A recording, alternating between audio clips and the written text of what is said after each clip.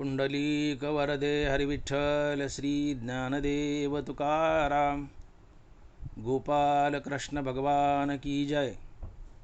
माऊली ज्ञानेश्वर महाराज की जय। जगद्गुरु तुकाराम महाराज की जय।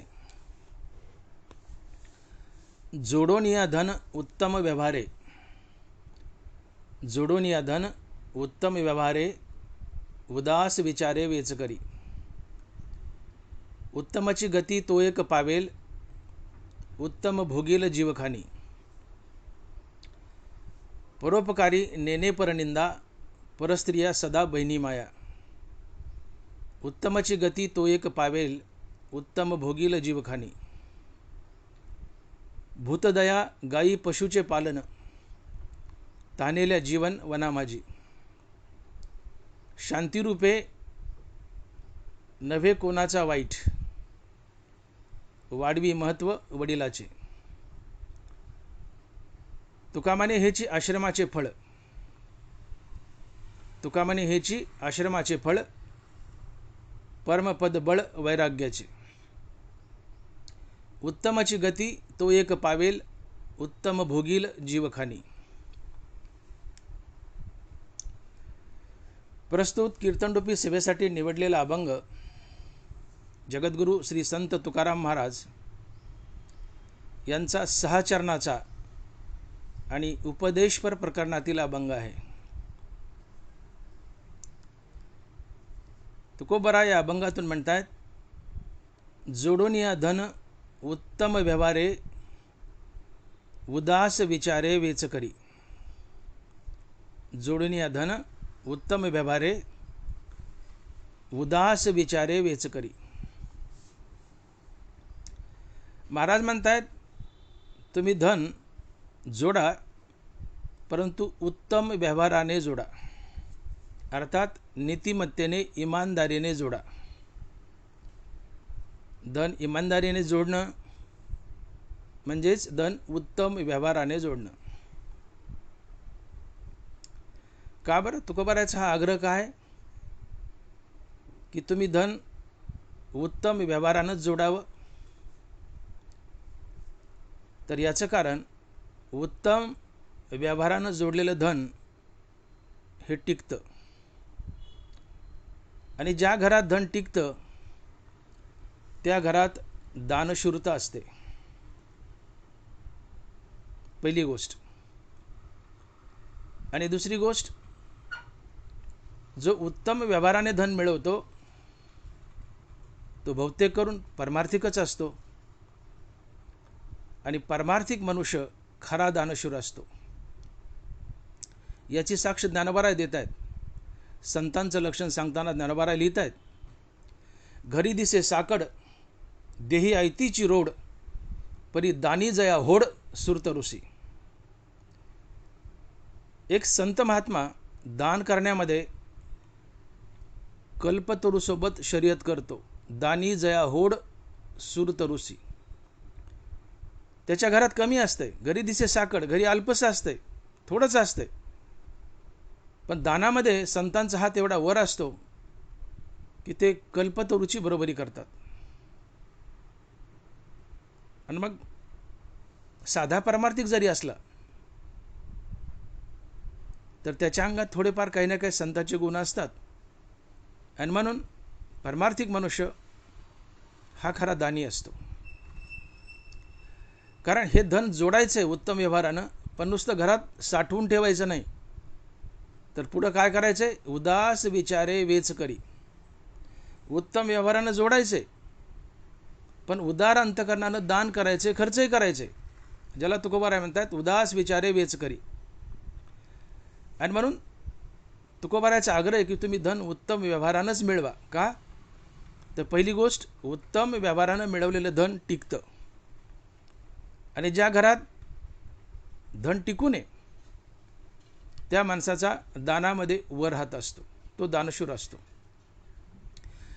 आणि दुसरी गोष्ट, उत्तम व्यवहारानं जो धन मिळवतो तो सहसा परमार्थिक असतोच, आणि परमार्थिक हा दानशूर असतोच। आणि म्हणून ज्ञानोबाराय बोलत आहेत की घरी दिसे साकड देही ऐतीची रोड, परी दानी जया होड सुरत ऋषी. या दोन कारणामुळं तुकोबारायांचा आग्रह आहे की जोडून या धन उत्तम व्यवहारे. धन तुम्ही उत्तम मार्गानेच मिळवा. धन तुम्ही उत्तम व्यवहारानेच मिळवा, कारण त्याला टिकाव असतो. उत्तम मार्गाने मिळवलेल्या धनाला टिकाव असतो. याची साक्ष ज्ञानोबाराही देत आहेत. माऊली लिहित आहेत की जेने चोखाळत दिसे न्याय, तो व्यवसाय तो व्यवसाय, माझेची स्वरूप राय सुरांचा मने. जेने चोखाळत दिसे न्याय, तो व्यवसाय तो व्यवसाय, माझेची स्वरूप राय सुरांचा मने. ज्ञानोबाराय बोलतायत की जो व्यवसाय धंदा शुद्ध व नीतीने केला जातो, जो व्यवसाय शुद्ध नीतीने व न्यायाने केला जातो, तो व्यवसाय भगवंताची दिव्य विभूती असतो. तो व्यवसाय भगवंताची दिव्य विभूती असतो. आणि म्हणून ज्ञानोबाराय म्हणतात की जेने चोखाळत दिसे न्याय, तो व्यवसाय तो व्यवसाय, माझेची स्वरूप राय सुरांचा मने.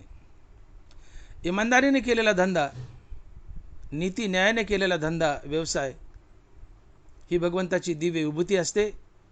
तो व्यवसाय भगवंताचं प्रतिरूप असतं. भगवंत त्या व्यवसायात उभा असतो. जेने चोखाळत दिसे न्याय, तो व्यवसाय तो व्यवसाय, माझेची स्वरूप राय सुरांचा मने.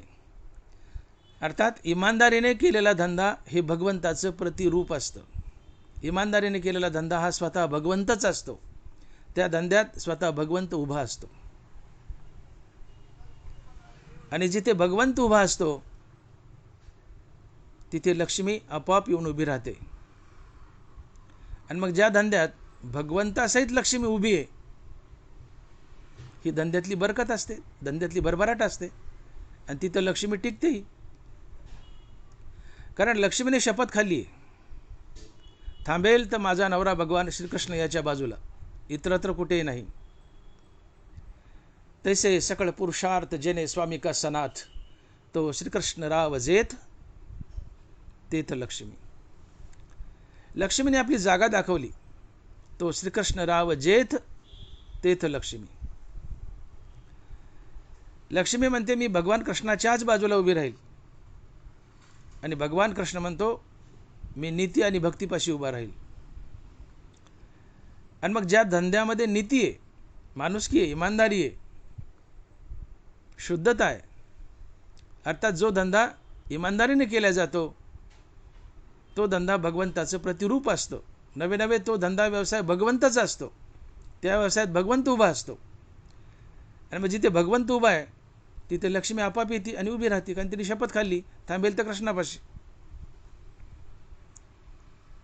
आणि म्हणून जो धंदा जो व्यवसाय इमानदारीने केला जातो, नीतीने केला जातो, अर्थात उत्तम व्यवहाराने तुम्ही जर धन मिळवलं तर तो उत्तम व्यवहार हे भगवंताचं प्रतिरूप आहे. त्या व्यवहारात भगवंत उभा असतो आणि भगवंताच्या बाजूला लक्ष्मी येऊन उभी राहते. आणि मग तुमच्या व्यवहारात, तुमच्या धंद्यात नारायणासहित लक्ष्मी असेल तर तुम्हाला अजून काय पाहिजे. तिथे लक्ष्मी टिकतेही आणि तुमच्या धंद्याची भरभराटे होते. आणि म्हणून मी बोललो की तुकोबारायांचा आग्रह आहे की जोडून या धन उत्तम व्यवहार आहे. तुम्ही उत्तम व्यवहारानं धन जोडा. का तर उत्तम व्यवहारानं धन जोडलं तर त्याला टिकाव असतो. कशा प्रकारे? कारण उत्तम व्यवहारामध्ये कृष्ण उभा आहे. आणि जिथं कृष्ण उभा आहे तिथं लक्ष्मी आपाप येऊन उभी राहते. आणि मग तुमच्या व्यवहारात कृष्णासहित लक्ष्मी उभी आहे, तिथं लक्ष्मी कायमची टिकते. आणि हीच तुमच्या धंद्यातली व्यवसायातली भरभराट असते. आणि म्हणून तुकोबारायांचा आग्रह आहे की जोडून या धन उत्तम व्यवहार आहे. तुमच्या जीवनामध्ये लक्ष्मी यावी आणि टिकावी तर तुम्ही खरे श्रीमंत. लक्ष्मी आली आणि टिकली नाही तर तुम्ही कसले श्रीमंत आले? तुम्ही गरीबच. पाऊस पडला, गच्चीवरचं माळावदारचं पाणी पन्हाळ्यातून आलं आणि मोरीतून निघून गेलं, खाली चौकात काय उरलं? थोडासा गाळ. तसं धन तुमच्या जीवनात आलं आणि निघून गेलं, तुमच्या हाती काय लागलं? काहीच नाही. म्हणून संपत्ती धन जीवनात यावी, पण ती टिकावी. लक्ष्मी जीवनात यावी, पण ती स्थिरावी, तर तुम्ही खरे श्रीमंत, गर्भ श्रीमंत. मग लक्ष्मी कुठे टिकते? तर लक्ष्मी स्वतः सांगते की मी कुठे स्थिरावते. ज्ञानोबा लिहित आहेत, सुकुळीने आपली आत्मजा सुकुळीच दिधली, ह्या सो लक्ष्मी स्थिरावली मुकुंदी जैसी. हे असो लक्ष्मी स्थिरावली मुकुंदी जैसी.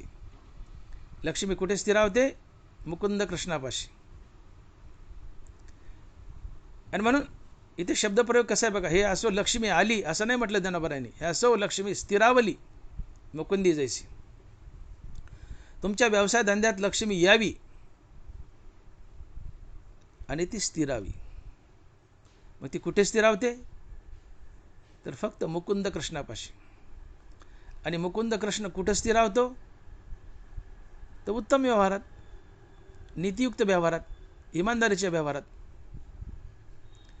आणि म्हणून उत्तम व्यवहार हा प्रत्यक्ष भगवान श्रीकृष्ण आहे. उत्तम व्यवहार हा प्रत्यक्ष भगवान श्रीकृष्ण आहे. कारण उत्तम व्यवहार हे भगवंताचं प्रतिरूप आहे, ही भगवंताची दिव्य विभूती आहे. त्या व्यवसायात गुप्त रूपाने भगवान कृष्ण नांदतो. आणि म्हणून उत्तम व्यवहार हा प्रत्यक्ष श्रीकृष्ण आहे. उत्तम व्यवहारात श्रीकृष्ण उभा आहे, आणि जिथं लक्ष्मी उभी आहे, जिथं कृष्ण उभा आहे तिथं लक्ष्मी आपोआप येते आणि स्थिरावते. उत्तम व्यवहार हा श्रीकृष्ण आहे, आणि जिथं श्रीकृष्ण उभा आहे तिथं लक्ष्मी आपोआप येते आणि स्थिरावते. आणि तुम्ही गर्भ श्रीमंत बनता, पिढ्यानं पिढ्या श्रीमंत राहता, ती लक्ष्मी टिकते. आणि म्हणून तुकोबारायचा हट्ट आहे की जोडून या धन उत्तम व्यवहारे, आणि पुढं मग हेच धन उदास विचारे वेच करी. आणि म्हणून उत्तम व्यवहारानं जोडलेलं धन टिकतं. परंतु धन जर उत्तम व्यवहारानं जोडलं नाही, लांडी लबाडीनं जोडलं, भ्रष्टाचारानं जोडलं, तर ते टिकत नाही. माझं वाक्य पुन्हा ऐका. तुकोबारायचा आग्रह आहे की धन उत्तम व्यवहारानं जोडा. का? तर धन उत्तम व्यवहारानं जोडलं तरच ते टिकतं. आणि धन जर उत्तम व्यवहारानं जोडलं नाही, लांडीला बडीने भ्रष्टाचारानं जर धन घरात आणलं, तर ते टिकत नाही. का टिकत नाही? तर लक्ष्मीने शपथ खाल्ली की ज्या धंद्यात, ज्या व्यवसायात किंवा ज्या घरात माझा नवरा श्रीकृष्ण नांदतो, मी फक्त त्याच्याच बाजूला स्थिरावेल, इतरत्र कोठे नाही. मग ज्या माणसाने लबाडीने, वाममार्गाने, भ्रष्टाचारानं धन घरात आणले, अशा भ्रष्टाचारी लबाड माणसाच्या जीवनात नीती नसते, भक्ती नसते. मग कृष्णानं तर शपथ खाल्ली की थांबेल तर नीतीपाशी आणि भक्तीपाशी, इतरत्र कोठे नाही. देवानं अर्जुनाला एक पत्ता सांगितला की अर्जुना, तुला जर कधी वाटलं की भगवान कृष्णाला शोधावं, तर मी तुला एक कायमचा पत्ता सांगतो की जिथं मी तुला नक्की सापडेल. ज्ञानोबा लिहित आहेत, एके वेळी मी वैकुंठी नसे, भानुबिंबीही न दिसे, वरी योगी यांची मानसे उमरडो निजाय, परी तयापाशी पांडवा मी हरपला गिवंसावा, जेत नाम घोषू बरवा, करीती ते माझा. अर्जुना, तुला कधी वाटलं भगवान कृष्णाला शोधावं, तर भगवान कृष्णाला वैकुंठात शोधू नको, सूर्याच्या तेजात शोधू नको, योग्याच्या ध्यानात शोधू नको. मग कुठं शोध? तयापाशी पांडवा मी हरपला गिवंसावा, जेत नाम घोषू बरवा, करीती ते माझा. कुठं शोध? की जिथं माझं जय जय रामकृष्ण हरी भजन चाललंय तिथं मला शोध. माझ्या नामापाशी मी काठी घेऊन उभा असतो. हे देव बोलतोय, कृष्ण बोलतायत. आणि म्हणून तुकोबाराय म्हणतायत की माझे भक्त गाती जिथे नारदा, मी उभा तिथे. देव आपल्या नावापाशी तिष्ठत उभा असतो. निजल्याने गाता उभा नारायण, बैसून कीर्तन करिता डोले. तुम्ही झोपलायत आणि पडल्या पडल्या रामकृष्ण हरी म्हणतायत, देव तुमच्या उशाला उभा असतो. आणि आता तुम्ही उठून बसलायत आणि रामकृष्ण हरी म्हणतायत, तोच कृष्ण तुमच्या बाजूला नाचत असतो. निजल्याने गाता उभा नारायण, बैसून कीर्तन करिता डोले. तात्पर्य, देव आपल्या नावापाशी उभा असतो. माझे भक्त गाती जिथे नारदा, मी उभा तिथे. देव नावापाशी उभा आहे, अर्थात भक्तीपाशी उभा आहे, आणि देव नीतीपाशी उभा आहे. तुम्ही नीती हा शब्द फोडा. न अधिक इति बरोबर नीती. न म्हणजे नाही आणि इति म्हणजे शेवट. मग नीती जर शब्द फोडला तर न म्हणजे नाही आणि इति म्हणजे शेवट. अर्थात जिला कधीच शेवट नाही ती नीती आहे. आणि या विश्वात एकच वस्तू अशी आहे की जिला कधीच शेवट नाही, आणि ती आहे परमात्मा. पण परमात्मा ही नीती आहे आणि नीती हाच परमात्मा आहे. आणि म्हणून नाथ महाराज भागवतात म्हणतात की ते नीतीची नीती मी श्रीपती जान निश्चिती उद्धवा. ते नीतीची नीती मी श्रीपती जान निश्चिती उद्धवा. नीतीची ही मूर्तिमंत नीती भगवान श्रीकृष्ण आहे. अर्थात नीती हाच देव, देव हीच नीती. आणि म्हणून लबाड मनुष्य, भ्रष्टाचारी मनुष्य, त्यांनी लबाडीनं भ्रष्टाचारानं आपल्या घरात धन आणलंय. या लबाडाच्या तोंडात देवाचं नाव नाही आहे, म्हणून त्या घरात गुप्त रूपानं कृष्णाचा वास नाही आहे. या लबाडाच्या जीवनात नीती नाही आहे, म्हणूनही भगवान कृष्णाचा त्या घरात गुप्त रूपाने वास नाही आहे. आणि मग या लबाडानं तर लक्ष्मीला आणलं आहे भ्रष्टाचारानं, पण त्या घरात आल्या आल्या लक्ष्मी साऱ्या घराचा ढुंढाळा घेते. लक्ष्मी आबोले, तिला हात नाहीत पाय नाहीत, पिशवीत घातली आणली, पण आल्याला ती आपला नवरा शोधते. या घरात माझा कृष्ण कुठं वास करतो का? कारण कृष्ण असेल तर तिला थांबायचं, कृष्ण असेल तिला निघून जायचे, कारण तिने शपथ खाल्ली थांबेल त्या कृष्णापाशी. हे असो लक्ष्मी स्थिरावली मुकुंदी जैसी. ती आल्याला साऱ्या घराचा ढुंढाळा घेते की माझा नवरा या घरात वास करतो का? असला कुठं कृष्ण तर थांबायचं नसतं, निघून जायचे. मग ती ड्रॉइंग रूममध्ये जाते, बेडरूममध्ये जाते, किचनमध्ये जाते, टेरेसवर जाते, टॉयलेट, बाथरूम वगैरे वगैरे जे काय तुमच्या घराला रूम असतील तशा तशा प्रकारच्या सगळ्या घराचा ढुंढाळा घेते. आणि तिला त्या घरात जर कुठं गुप्त रूपानं कृष्णाचा वास दिसला तर ती थांबते, अन्यथा निघून जाते. पण हे घर लबाडाचे. लबाडाच्या जीवनात नीती नाही, भक्ती नाही. भ्रष्टाचारानं धन आणले तर लबाडाचे. आणि लबाडाच्या जीवनात नीती नाही, भक्ती नाही आहे. आणि मग ज्या घरात किंवा ज्या माणसाच्या जीवनात नीती नाही, भक्ती नाही आहे, त्या घरात गुप्त रूपाने कृष्णाचा वास नसतो. आणि तिथं कृष्णाचा वास नसल्यामुळं लक्ष्मी तर आणली भ्रष्टाचाराने, पण तिला निघून जायचं आहे. मग कसं निघून जायचं आहे? तर ती त्या भ्रष्टाचारी माणसाच्या जीवनात 5 शत्रू सोडते आणि निघून जाते. नाथ महाराज लिहित आहेत, दायाद चोर राजा आगी, अधर्मे रोग संचरे अंगी, हे 5 जण 5 विभागी, द्रव्यनाशा लागी पावती. दायाद चोर राजा आगी, अधर्मे रोग संचरे अंगी, हे 5 जण 5 विभागी, द्रव्यनाशा लागी पावती. या 5 शत्रूच्या मार्फत लक्ष्मी त्या धनाचा नाश करते आणि निघून जाते. का? तर तिला घरात आणलंय, पण तिथं तिचा कृष्ण नाही आहे. तिने शपथ खाल्ली थांबेल तर कृष्णापाशी, इतरत्र नाही. मग त्या घरात तिचा कृष्ण नाही. का? तर तिथं नीती आणि भक्ती नाही आहे, म्हणून कृष्ण नाही आहे. कृष्ण नाही, मग मला निघून जायचं आहे. कसं जायचं? ती या 5 शत्रूमार्फत त्या धनाचा नाश करते आणि निघून जाते. आणि म्हणून मी सुरुवातीला विधान केलं की तुकोबारायचा जो हट्ट आहे की जोडून या धन उत्तम व्यवहारे, धन उत्तम व्यवहारानंच जोडा. का? तर त्याला टिकाव असतो. आणि धन जर तुम्ही उत्तम व्यवहारानं जोडलं नाही, लबाडीने भ्रष्टाचारानं जोडलं, तर ते धन टिकत नाही, ती लक्ष्मी टिकत नाही. लक्ष्मी ते घर सोडून जाते. का? मी बोलून गेलो की लक्ष्मीने शपथ खाल्ली, मी थांबेल, मी स्थिरावेल, तर माझा नवरा कृष्ण याच्या बाजूला इतरत्र नाही.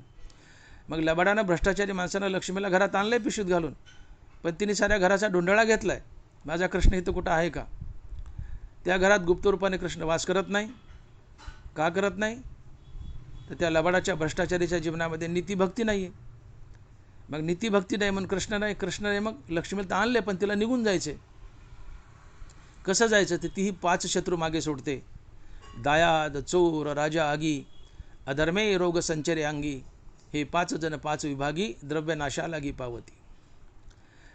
भ्रष्टाचाराच्या लबाडीच्या धनाचा नाश करण्यासाठी लक्ष्मी तुमच्या जीवनात 5 शत्रू सोडते. त्यातला पहिला शत्रू आहे दायाद. मग ते धन कसलंही असो, तुम्ही धंद्यातून लबाडीने आणा, नोकरीतून भ्रष्टाचार करून आणा, चोऱ्या करून आणा, मुंडकी मोडून आणा, कुठल्याही वाममार्गानं, कुठल्याही चुकीच्या मार्गानं, कुठल्याही लबाडीच्या मार्गानं, कुठल्याही भ्रष्टाचाराच्या मार्गानं, कुठल्याही चुकीच्या मार्गानं धन घरात जर आणलं तर त्याचा नाश होतोच या 5 शत्रूमार्फत. त्यातला पहिला शत्रू आहे दायाद. अधर्माच्या लबाडीच्या धनाचा नाश करण्यासाठी लक्ष्मी त्या अधर्मी माणसाच्या जीवनात पहिला शत्रू सोडते, दायाद. दायाद या शब्दाचा अर्थ होतो, याचे 2 अर्थ केलेत नाथ महाराजांनी. त्यातला पहिला अर्थ आहे आपले भाऊबंद आपल्या वाईटावर टपतात, आपलं धन लुटतात, आपल्याला भिकायला लावतात. आणि दुसरा अर्थ होतो आपली अवलाद व्हायला जाते, बाई बाटली ताटली इकडे झुकते, आपल्या धनाचा नाश करते आणि आपला पैसा खर्च होतो आणि आपण भिकायला लागतो. असे दायाद या शब्दाचे 2 अर्थ होतात. तर पहिला अर्थ आहे दायाचा, आपले भाऊबंद आपल्या वाईटावर टाकतात. ज्या घरामध्ये भ्रष्टाचारानं लबाडीने धन आणलंय त्या घरात एक ना एक दिवस भावाभावात यादवी माजतेच, भावाभावात भांडण माजतंच. भाऊ एकमेकात काठ्या कुराड्या करतात, एकमेकाची डोकी फोडतात, मर्डर करण्यापर्यंत ते प्रकरण जातं. अधर्माच्या धनाचा नाश करण्यासाठी पहिला शत्रू टपलेला असतो तो दायाद. तर दायाद म्हणजे भावाभावात काठ्या कुराड्या होणे, भावाभावात मारामारी होणे. भाऊ मारामारी करतात, भांडतात, धन वाटून घेतात आणि शेवटी या धनाचा नायनाट होतो, ते खर्च होतं आणि तो भ्रष्टाचारी मनुष्य भिकायला लागतो. याला दायाद म्हणतात. आपले भाऊबंद आपल्या वाईटावर टाकतात. तुम्ही सभोवताली बघा, ज्या घरात अधर्मानं, भ्रष्टाचारानं, लबाडीनं धन येतं त्या घरात एक ना एक दिवस भावाभावात भांडणं होतातच, काट्या कोरड्या होतातच, भावाभावात घर फुटतंच आणि शेवटी पूर्ण घर भिकायला लागतं. हे भाऊ पैसा वाटून घेतात, बाई बाटली ताटली किंवा इतर कुठल्याही वाममार्गात खर्च करतात आणि ते पूर्णच भाऊ शेवटी कंगाल होतात, भिकायला लागतात. कारण अधर्माचं टिकत नसतं. कारण लक्ष्मीला निघून जायचे, त्यांनी शपथ खाल्ली थांबेल तर कृष्णापाशी. लबाड माणसाच्या जीवनात कृष्णाचं नाम नाही, मग त्या घरात कृष्ण नाही, मग निघून जायचे. कसं जायचं? या दायाद शत्रूच्या मार्फत. तर पहिला दायाद शत्रू आहे, भावाभावात भांडणं होतात, काट्याकुरड्या करतात, धन लुटतात, वामाभागात खर्च करतात, धन खर्च होतं, निघून जातं, मनुष्य भिकायला लागतो, अधर्माचं पचत नाही. म्हणून लबाड्या करू नका, भ्रष्टाचार करू नका, कधी ना कधी भिकायलाच लागाल. दायाद या शब्दाचा दुसरा अर्थ आहे आपली अवलाद आपल्या डोळ्यादेखत वायाला जाणे.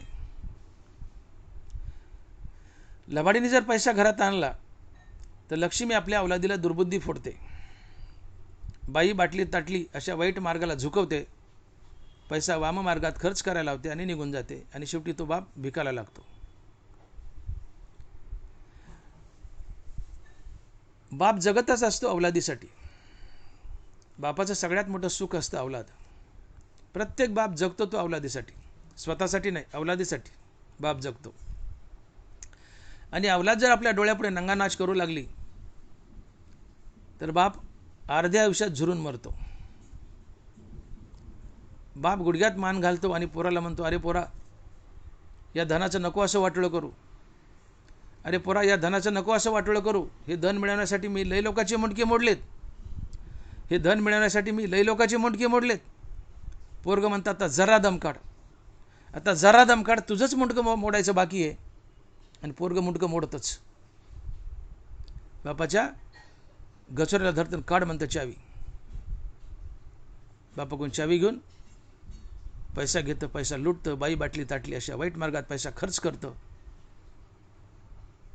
आणि हा लबाडीचा भ्रष्टाचाराचा पैसा निघून जातो. पुटी नालायक अवलाद देणे ही बापाला अधर्मानं वागल्याची फेड असते.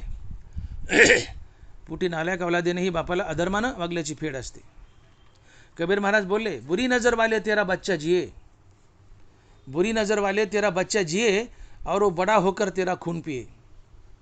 हे लबाडीने पैसा मिळवणाऱ्या माणसा, कबीर महाराज म्हणतात, हे भ्रष्टाचारानं लबाडीनं पैसा मिळवणाऱ्या माणसा, तुला अवलाद व्हावी, तुझा मुलगा जगावा, तो जगेलही, पण मोठा होऊन तो तुझ्या नडीचा गोड घेईल. बुरी नजर वाले तेरा बच्चा जिए मगर बड़ा होकर वो तेरा खून पिए. ते तुझं रक्त पिईल म्हणले, तुझा छळ करेल, तुझं धन लुटेल, वाईट मार्गात खर्च करेल, तुला पीडा देईल, दुःख देईल. आणि म्हणून तुम्ही घरं तपासून पहा, भ्रष्टाचारी माणसाची अवलाद व्हायला गेली असते. माणसात माणूस नसतं त्या घरात. नवरा इकडं, बायको इकडं, पोरगं इकडं, पोरगी इकडं, त्या घरात अवदाचं पीठ कांडत असतात. भ्रष्टाचारी माणसाच्या अवलादी व्हायला जातात. लक्ष्मी दुर्बुद्धी फोडते, बाई बाटली ताटली अशा वाईट मार्गात त्या लेकराला झुकवते आणि निघून जाते. पैसा खर्च करायला ते निघून जाते. याला नाथमारा दायद म्हणतात. आणि म्हणून वाईट मार्गाने पैसा घरात आणू नका, भ्रष्टाचाराने पैसा घरात आणू नका. त्या पैशाचा कधी ना कधी नाश होईलच आणि अवलादही व्हायला जाईल. आणि आपल्या डोळ्यापुढे अवलाद वाईट वागणे, आपल्या डोळ्यापुढे अवलादीने नंगानाच करणे हे बापाचं सगळ्यात मोठं दुःख असतं. बापाच्या खिशात 10 रुपये पण अवलाद सद्गुणी, त्याच्यासारखा श्रीमंत बाप तोच. बापाजवळ कोट्यावधी रुपये पण अवलाद नालायक आहे, त्याच्यासारखा भिकारी आणि दरिद्री बाप तोच. सद्गुणी अवलाद ही बापाची सगळ्यात मोठी श्रीमंती असते. परंतु अधर्मानं, भ्रष्टाचारानं, लबाडीने जर पैसा घरात आणला तर अवलाद व्हायला जाते, दुर्गुणी बनते. लक्ष्मी त्या अवलादीला दुर्बुद्धी फोडते, बाई बाटली ताटली अशा वाईट मार्गाला झुकवते, पैसा खर्च करायला लावते, नंगा नाच करते, बापाचं गचुरं धरायला लावते आणि बापाला झुरायला लावते आणि अर्ध्या आयुष्यात मारते. पैसा निघून जातो. आणि म्हणून तुकोबाराचा हट्ट आहे की जोडून या धन उत्तम व्यवहार आहे. उत्तम व्यवहारानं धन जोडा, ते टिकेल. आणि उत्तम व्यवहारानं धन जोडलं नाही, वाईट मार्गानं जर धन जोडलं तर या पहिल्या दायाद शत्रूमार्फत त्याचा नाश होईल आणि ते निघून जाईल, तुम्ही भिकार लागाल. अधर्माच्या धनाचा नाश करण्यासाठी टपलेला दुसरा शत्रू आहे चोर, दायाद चोर. दुसरा शत्रू आहे चोर. अधर्माच्या धनाची सहसा चोरी होते. अधर्माच्या धनाला जोडून चोरी असते. का तर अधर्मानं, लबाडीनं, भ्रष्टाचारानं लक्ष्मीला घरात आणले, तिला थांबायचं नाही. मग ती 5 शत्रूपैकी कुठला तरी सोडते. पहिला दायाद सोडला, दुसरा चोरी सोडते. अधर्माच्या धनाला जोडून चोरी असते. सहसा त्याच घरात चोरी होते की जिथं लबाडीचं, अधर्माचं, भ्रष्टाचाराचं धन आहे. धर्म हा धनाचं कवच असतो. तुम्ही जर धर्मानं, इमानदारीनं धन मिळवलं तर धर्मच त्या धनाचं कवच बनतो. तुम्ही धर्मानं धन मिळवलं तर धर्मच त्या धनाचं कवच बनतो आणि पिढ्याने पिढ्या त्या धनाचं रक्षणही करतो. आणि अधर्मानं जर मिळवलं तर अधर्मच त्या धनाचं कवच बनतो आणि त्या धनाची चोरी करायला लावतो आणि त्या धनाचा नाश होतो. याची साक्ष नाथ महाराज देत आहेत. जयाच्या द्रव्यासी जाण नाही धर्माचे संरक्षण, ते काळ्याची होयशीन तेच लक्षण हरी सांगे. करून अतिसायास जोडला अर्थ बहुवस, त्यासी अधर्मे आला नाश, तोची विलास हरी सांगे. अधर्माचं धन आहे, अधर्मच त्या धनाचं कवच बनतो. चोराला जाऊन सांगतो अधर्म की या घरात अधर्माचं धन आहे, जाण त्या घरात चोरी कर. कारण अधर्माच्या धनाचं कवच अधर्मच बनतो आणि त्या धनाचा नाश करतो. त्यासी अधर्मे आला नाश. अधर्मानं मिळवले, अधर्मच त्या धनाचं कवच बनतो, अधर्मच त्या धनाची चोरी करायला लावतो आणि त्या धनाचा नाश करतो. त्यासी अधर्मे आला नाश. म्हणून धन धर्मानं मिळवा, उत्तम व्यवहारानं मिळवा. धन धर्मानं मिळवलं तर धर्मच त्या धनाचं कवच बनतो आणि पिढ्याने पिढ्या त्या धनाचं रक्षण करतो. म्हणून आपल्या धनाला धर्माचं कवच नेसवा, अर्थात उत्तम व्यवहाराचं कवच नेसवा. आणि म्हणून तुकोबाराचा हट्ट आहे की जोडून या धन उत्तम व्यवहार आहे. धन उत्तम व्यवहारानं मिळवा, धर्मानं मिळवा. धर्मच त्या धनाचं कवच बनतो आणि पिढ्यानपिढ्या त्या धनाचं रक्षण करतो. ज्ञानदेव म्हणे नाम जपा हरीचे, परंपरा त्याची कुळशुद्ध. तुम्ही नामधारक असाल तर पुटी नामधारकच अवलाद देते. नामधारक अवलाद सद्गुणी असते आणि अशी सद्गुणी अवलाद पिढ्यानपिढ्या धनाचं रक्षणही करते. शिवाय त्या घरात अवलाद नामधारक असल्यामुळे लक्ष्मी असते, टिकून असते. का नामधारकाच्या घरात कृष्णाचा वास असतो, कृष्णाजवळ लक्ष्मी येते आणि ती टिकते, घुटमळते. तिला ते घर सोडायचं नाही. का नामधारकाच्या घरात कृष्ण नांदतो आणि तिला कृष्णाजवळ नांदायचे, म्हणून त्या घरात ती घुटमळते. आणि म्हणून नामधारकाचं धन पिढ्यानपिढ्या टिकतं.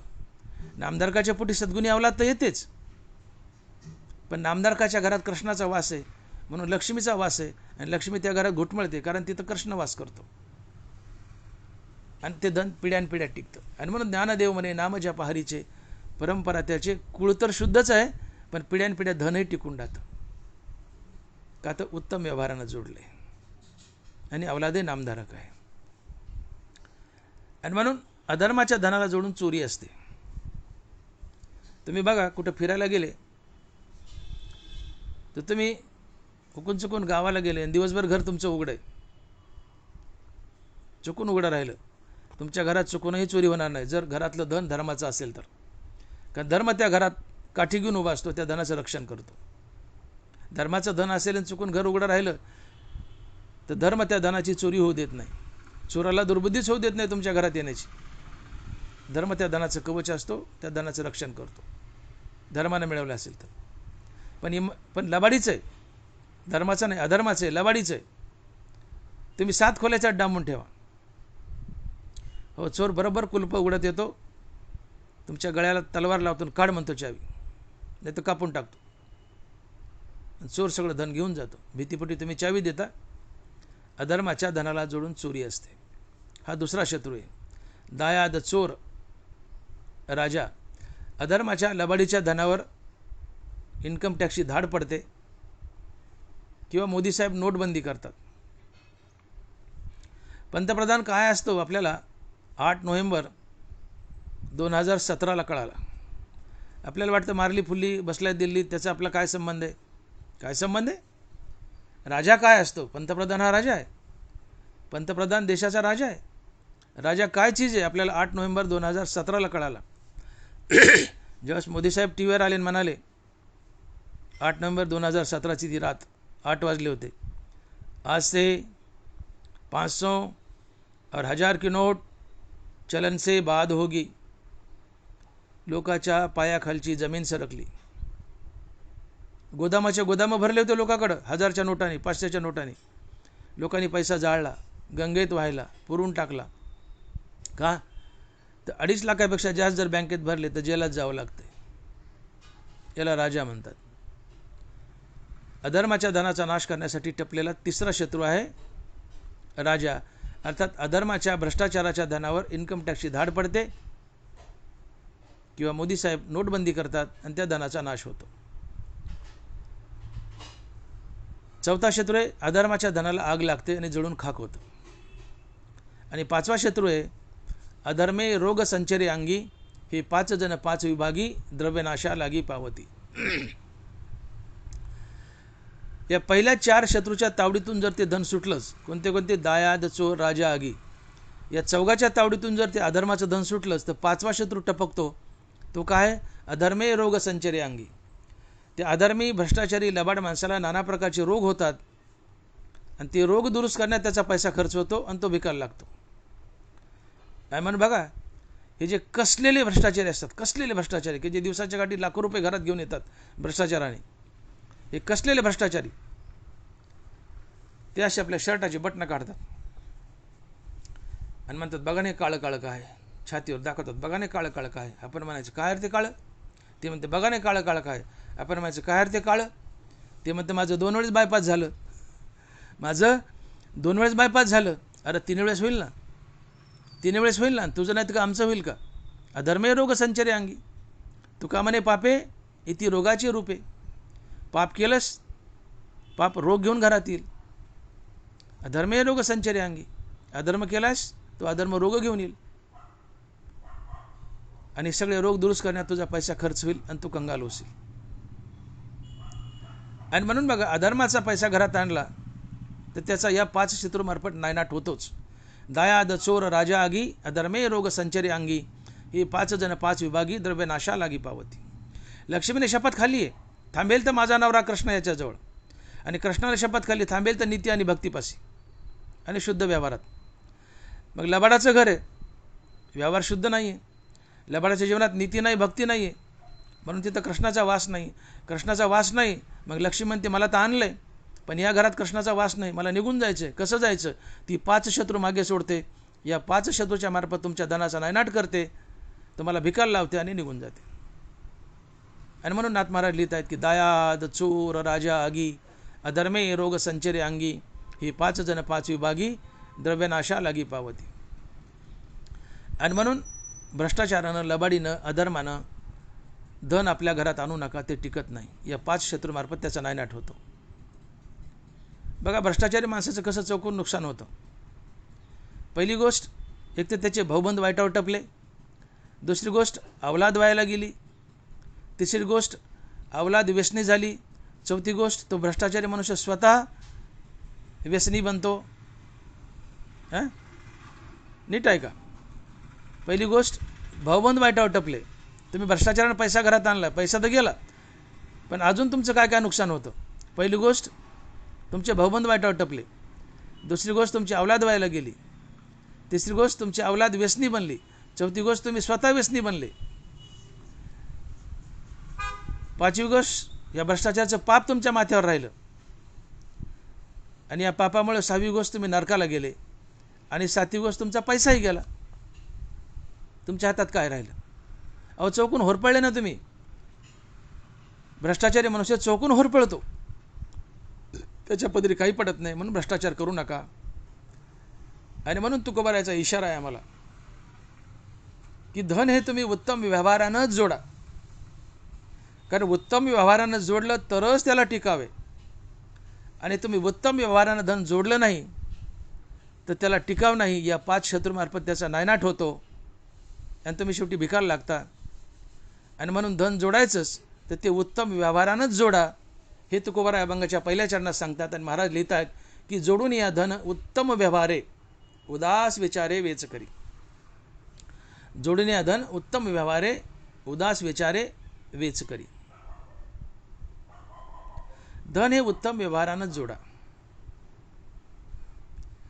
आणि उदार अंतकरणानं खर्च करा। काय धन जोडले, भले उत्तम व्यवहाराने जोडले, पण ते घरात साठवण्यासाठी नाही आहे। पहिली गोष्ट, उत्तम व्यवहारानं जोडलं, मी बोलून गेलो, उत्तम व्यवहारानं जर धन जोडलं तर ते टिकतं। ज्याच्या घरात धन टिकतंय आपोआप तो दानशूर बनतोच, तो दानशूर असतो। ज्या घरात धन टिकू नये त्याच्यामध्ये दानशूर वरती येतेच, कारण घरात गडगंज धन पडले त्याच्यात दानशूर वरती येतेच। त्याला वाटतं पडलं एवढं द्या कुणाला, तो उदास विचारे वेच करतोच, दानशूर बनतोच। उत्तम व्यवहाराने मिळवले त्याच्याच घरात धन टिकेल, आणि ज्याच्या घरात धन टिकू नये त्याच्यामध्ये दानशूर वृत्ती असतेच, तो उदास विचारानं वेच करतोच, एक गोष्ट। आणि दुसरी गोष्ट, उत्तम व्यवहारानं धन मिळवले ती व्यक्ती 99% परमार्थिक असतेच, आणि परमार्थिक मनुष्य हा दानशूर असतोच। मी बोलून गेलो, घरी दिसे साकड, देही ऐतीची रोड, परी दानी जया होड सुरतरुसे। परमार्थिक मनुष्य किंवा संत महात्मा किंवा साधा परमार्थिक मनुष्यसुद्धा दानशूर असतो। कल्पतरूसोबत ते स्पर्धा करतात दान करण्यामध्ये। तात्पर्य, उत्तम व्यवहारानं धन मिळवलं तर ज्या माणसानं उत्तम व्यवहारानं धन मिळवलंय त्या घरात धन टिकून असतं, आणि त्या घरामध्ये दानशूर वृत्ती असते, ते घर पवित्र असते, दानशूर असते। आणि म्हणून धन उत्तम व्यवहारानं मिळवलंय, आता ते साठवून ठेवायचं नाही, तर काय करायचं त्याचं? उदास विचारे वेच करी। वेच करणे म्हणजे खर्च करणे, आणि ते खर्च म्हणजे वाह्यात नाही, ते दानात खर्च करणे। आणि कसं खर्च करणे? उदास विचारे, उदास विचारे वेच करी। आता उदास विचार, उदास या शब्दाची व्याख्या सांगताना ज्ञानोबा एक ओवी लिहित आहेत की या देहावरी उदासू ऐसी अपरी, उखिदा जैसा बिडारी ठेविला असे। इथं तुकोबारांनी काय शब्द वापरला की उदास विचारे वेच करी। तर उदास शब्दाची व्याख्या ज्ञानोबा ज्ञानेश्वरी सांगताना लिहित आहेत की उदास काय असतं। ज्ञानोबा लिहित आहेत, या देहावरी उदासू ऐसी अपरी, उखिदा जैसा बिडारी ठेविला असे। तुम्ही प्रवासामध्ये बसस्टँडला उभा राहिलात आणि तुमच्यापाशी 4-5 पिशव्या आहेत, आणि अजून बाजूला 2 माणसं आहेत, त्यांना कुठं जायचे, तुम्हाला कुठं जायचं वेगळ्या गावाला, पण तेवढ्यात तुम्हाला लघुशंका आली आणि तुम्ही त्या बाजूच्या माणसाला म्हणले मी आत्ता लघुशंका किंवा लघवी करून येतो, माझ्या बिराडाला लक्ष ठेव। तो मनुष्य म्हणतो जा या करून। तुम्ही लघवीला गेले आणि तेवढ्यात त्या माणसाची गाडी आली, त्या माणसाला तुमच्या त्या बिराडाचं काही घेणं देणं नसतं, तो गाडीत बसतो निघून जातो, तुमचं बिराड राहू नाही तर कोणी चोरी करू। हा तिरायत मनुष्य तुमच्या सामानाबद्दल बिराडाबद्दल जसा उदास असतो तसा महात्मा आपल्या देहाबद्दल उदास असतो. म्हणजे उदास असणं म्हणजे त्या गोष्टीचा विसर पडणं. त्या बाजूच्या माणसाची गाडी आली, त्याला याच्या गबाळाचा विसर पडला, तो गाडीत बसला, निघून गेला. तसं महात्म्याला आपल्या देहाचा विसर पडतो. या देहावरी उदासू ऐसी आपरी, उखिता जैसा बिडारी बैसला असे. देहावर उदास आहे म्हणजे देहाचा विसर पडलाय. तसं उदास विचारे वेच करी म्हणजे दानात खर्च केलाय, पण दानात खर्च करून त्याचा विसर पडलाय, ते ध्यानात ठेवलं नाही. नेकी कर दर्या में फेक, अनासक्त भावनेने दान करा. दान करा आणि विसरा, ते ध्यानात ठेवू नका. दानवाना दान कसं करावं या बाबतीत एक दृष्टांत देतात ज्ञानेश्वरीत. माऊली लिहित आहेत की तरी दाने सर्वस्व देणे, वेचणे ते व्यर्थ करणे, जैसे स्वय फळोनी सुकणे, इंद्रायणी जेवी. दान करताना दान केलं तुम्ही ते काही क्षणात विसरून जावं. उजव्या हाताने केलेलं दान डाव्या हाताला कळू नये, इतकी दानात गुप्तता असावी. ते आपल्या तोंडानं कोणाला वधवू नये, अन्यथा दान किंवा धर्म अधर्मात बदलतो. दानात गुप्तता असावी, दानाचा विसर पडावा. याला तुकोबाराय म्हणतात उदास विचारे वेच करी. तुम्ही दान केले पटकन विसरा, ते ध्यानात ठेवू नका. तर दृष्टांत देताना ज्ञानोबाराय लिहित आहेत की तरी दाने सर्वस्व देणे, वेचणे ते व्यर्थ करणे, जसे फळवणी स्वय सुकणे, इंद्रावनी जीवी. डोंगराला एक कडू इंद्रावनाची वेल येते आणि त्या वेलीला असे पिवळ्या रंगाची फळं लागतात. तर ज्यावेळेस ही फळं पिकतात त्यावेळेस ती वेलीला सोडतात आणि त्या फळाचा ढिगल होतो एक तिथं. पण कालांतरानं काही दिवसानं ती वेल सुकून जाते, त्या वेलीच्या काड्याकोड्या आणि पालापाचोळा वाऱ्यानं उडून जातो आणि तिथं फक्त फळाचा ढिगल असतो. मनुष्य जर त्या डोंगराला गेला आणि पाहिलं तर तिथं कुठली वनस्पती वेल दिसत नाही, फक्त फळाचा ढिगल दिसतो. माणसाला प्रश्न पडतो की ही फळ आले कोणत्या झाडाला. जसं ती इंद्रायणीची वेल, कडू इंद्रावनाची वेल फळ देते आणि स्वतः नाहीशी होते, वाऱ्यानं उडून जाते, तिला त्या फळाचा विसर पडतो. तसं तुम्ही दान करा आणि त्या दानाला विसर पाडा. दान केलं हे विसरा. आणि म्हणून ज्ञानोबाराय म्हणतात की तरी दाने सर्वस्व देणे, वेचणे ते व्यर्थ करणे, जैसे फळोनी स्वय सुकणे, इंद्रावनी जेवी. नेकी कर दर्या में फेक, दान करा आणि विसरा. याला तुकोबाराय म्हणतात उदास विचारे वेच करी.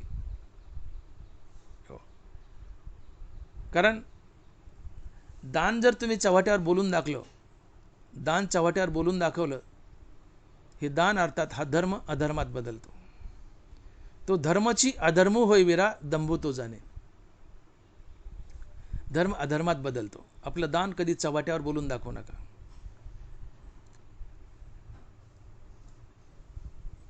आणि मग दान हे सात्विक असावं. दान हे सात्विक असावं. तुकोबाराय इथं जे इशारा करतायत की उदास विचारे वेच करी, तर दानाचे 3 प्रकार पडतात. एक सात्विक दान, राजस दान आणि तामस दान. तर दान हे सात्विक असावं, राजस तामस नसावं. सात्विक दान याबद्दल लिहिताना ज्ञानोबाराय ज्ञानेश्वरीत लिहित आहेत की स्वधर्म आतोते, जे जे मिळेल आपणा याते, ते ते दीजे बहुते सन्मान योगे.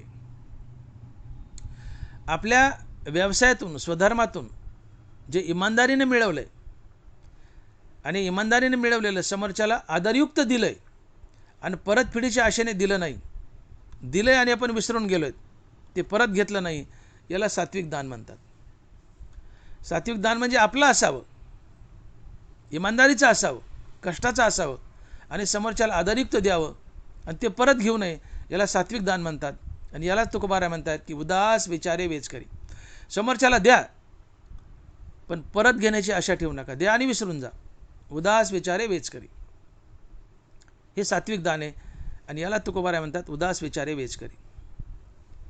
राजस दान काय असते की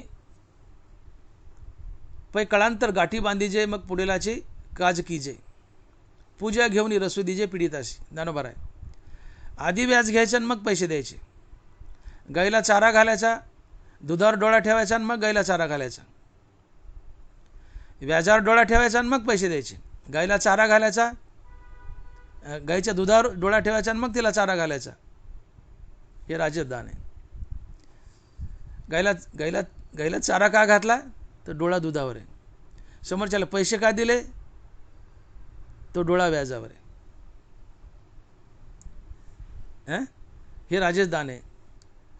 आणि परतफेडीच्या आशेने केलेलं दान हे राजेश दान असते. मी त्याला दिले पण मला परत घ्यायचे आणि व्याजासहित घ्यायचे. दुधावर डोळा ठेवायचा गायच्या आणि तिला वैरण घालायची, चारा घालायचा. यात जसा स्वार्थ आहे तसं व्याजावर डोळा ठेवायचा आणि समोरच्याची मदत करायची. हे राजेश दान आहे. याला तुकोबा आहे उदास विचारे म्हणत नाहीत. हे चुकीचं दान आहे. व्याजाचा धंदा करू नका. जो व्याजाचा धंदा करतो तो कधी ना कधी बर्बाद होतो. दान हे सात्विक असावं. व्याज घेऊ नये. तो दानबारा लिहितात पै कळांतर गाठी बांधीजे आणि मग पुढीलाचे काज कीजे. पदरात व्याज बांधायचं आणि मग त्याला मदत करायची हे पाप आहे. आणि म्हणून व्याजाचा धंदा करणारी माणसं सहसा वर येत नाहीत. हा दोष आहे. व्याज घेणं हा दोष आहे. दानबारा लिहितात पै कळांतर गाठी बांधीजे मग पुढीलाचे काज कीजे.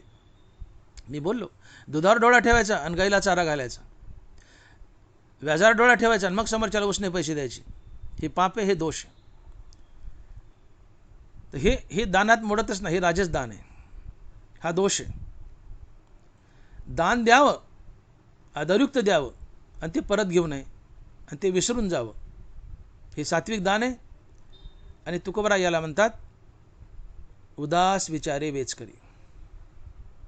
उदास विचारे वेचकरी. दान हे सात्विकच असावं. दान हे सात्विक असावं. दानाचा अजून एक प्रकार आहे, ते आहे तामस दान. आपण दानाचे दोन प्रकार पाहिले, सात्विक दान, राजस दान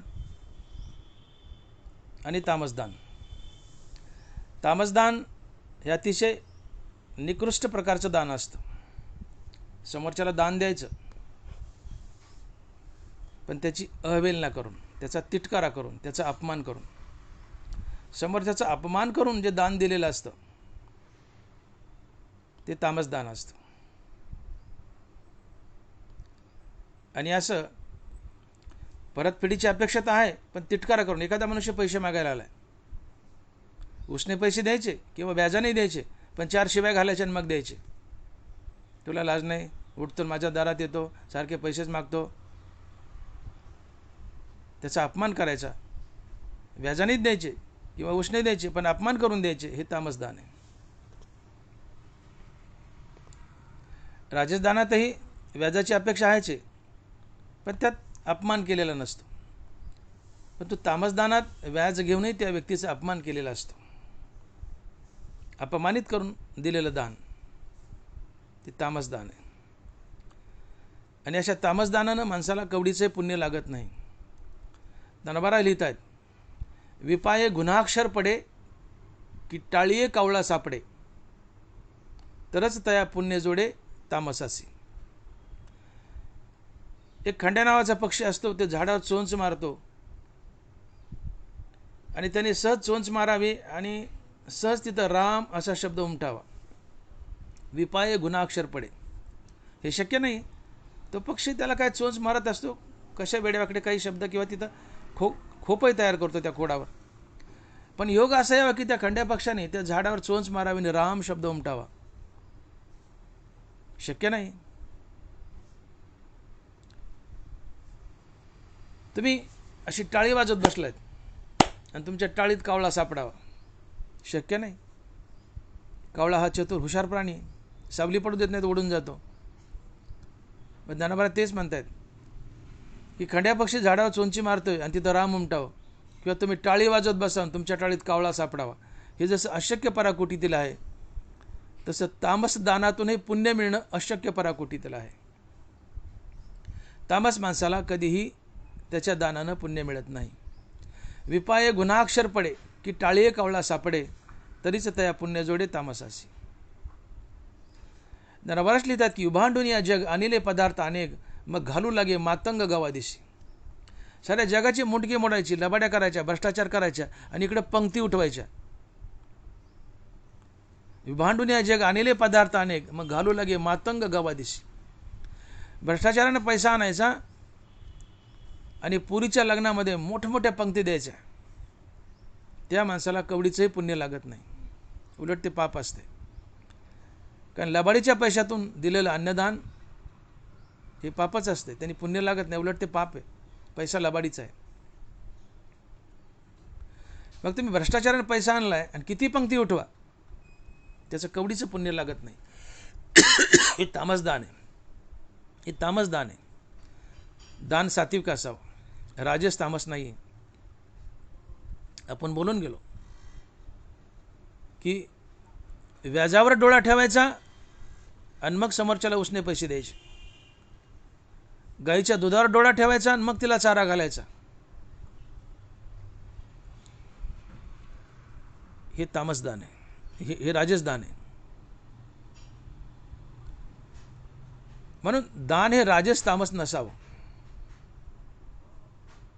दान हे सात्विक असावं. आणि सात्विक दान म्हणजे समोरच्या माणसाला आदरयुक्त त्याची पूजा करून उदारांतकरणाने आणि परतफेडीची अपेक्षा न ठेवता दिलेलं दान हे सात्विक दान असते. आणि अशा सात्विक दानाला तुकोबाराय म्हणतात उदार विचारे वेच करी. जोडून या धन उत्तम व्यवहारे उदास विचारे वेच करी.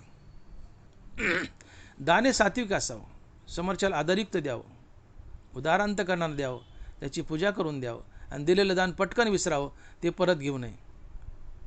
हे सात्विक दान आहे आणि याला तुकोबाराय म्हणतात की उदार विचारे वेच करी. हे दान जर उदास विचारानं वेच केलं, तुम्ही पैसा उदारांतकरणाने खर्च केला, तुम्ही सात्विक दान केलं, तर काय फायदा होतो? तुकोबारायचा हट्ट काय की उदास विचारे वेच करी. जोडून या धन उत्तम व्यवहारे उदास विचारे वेच करी.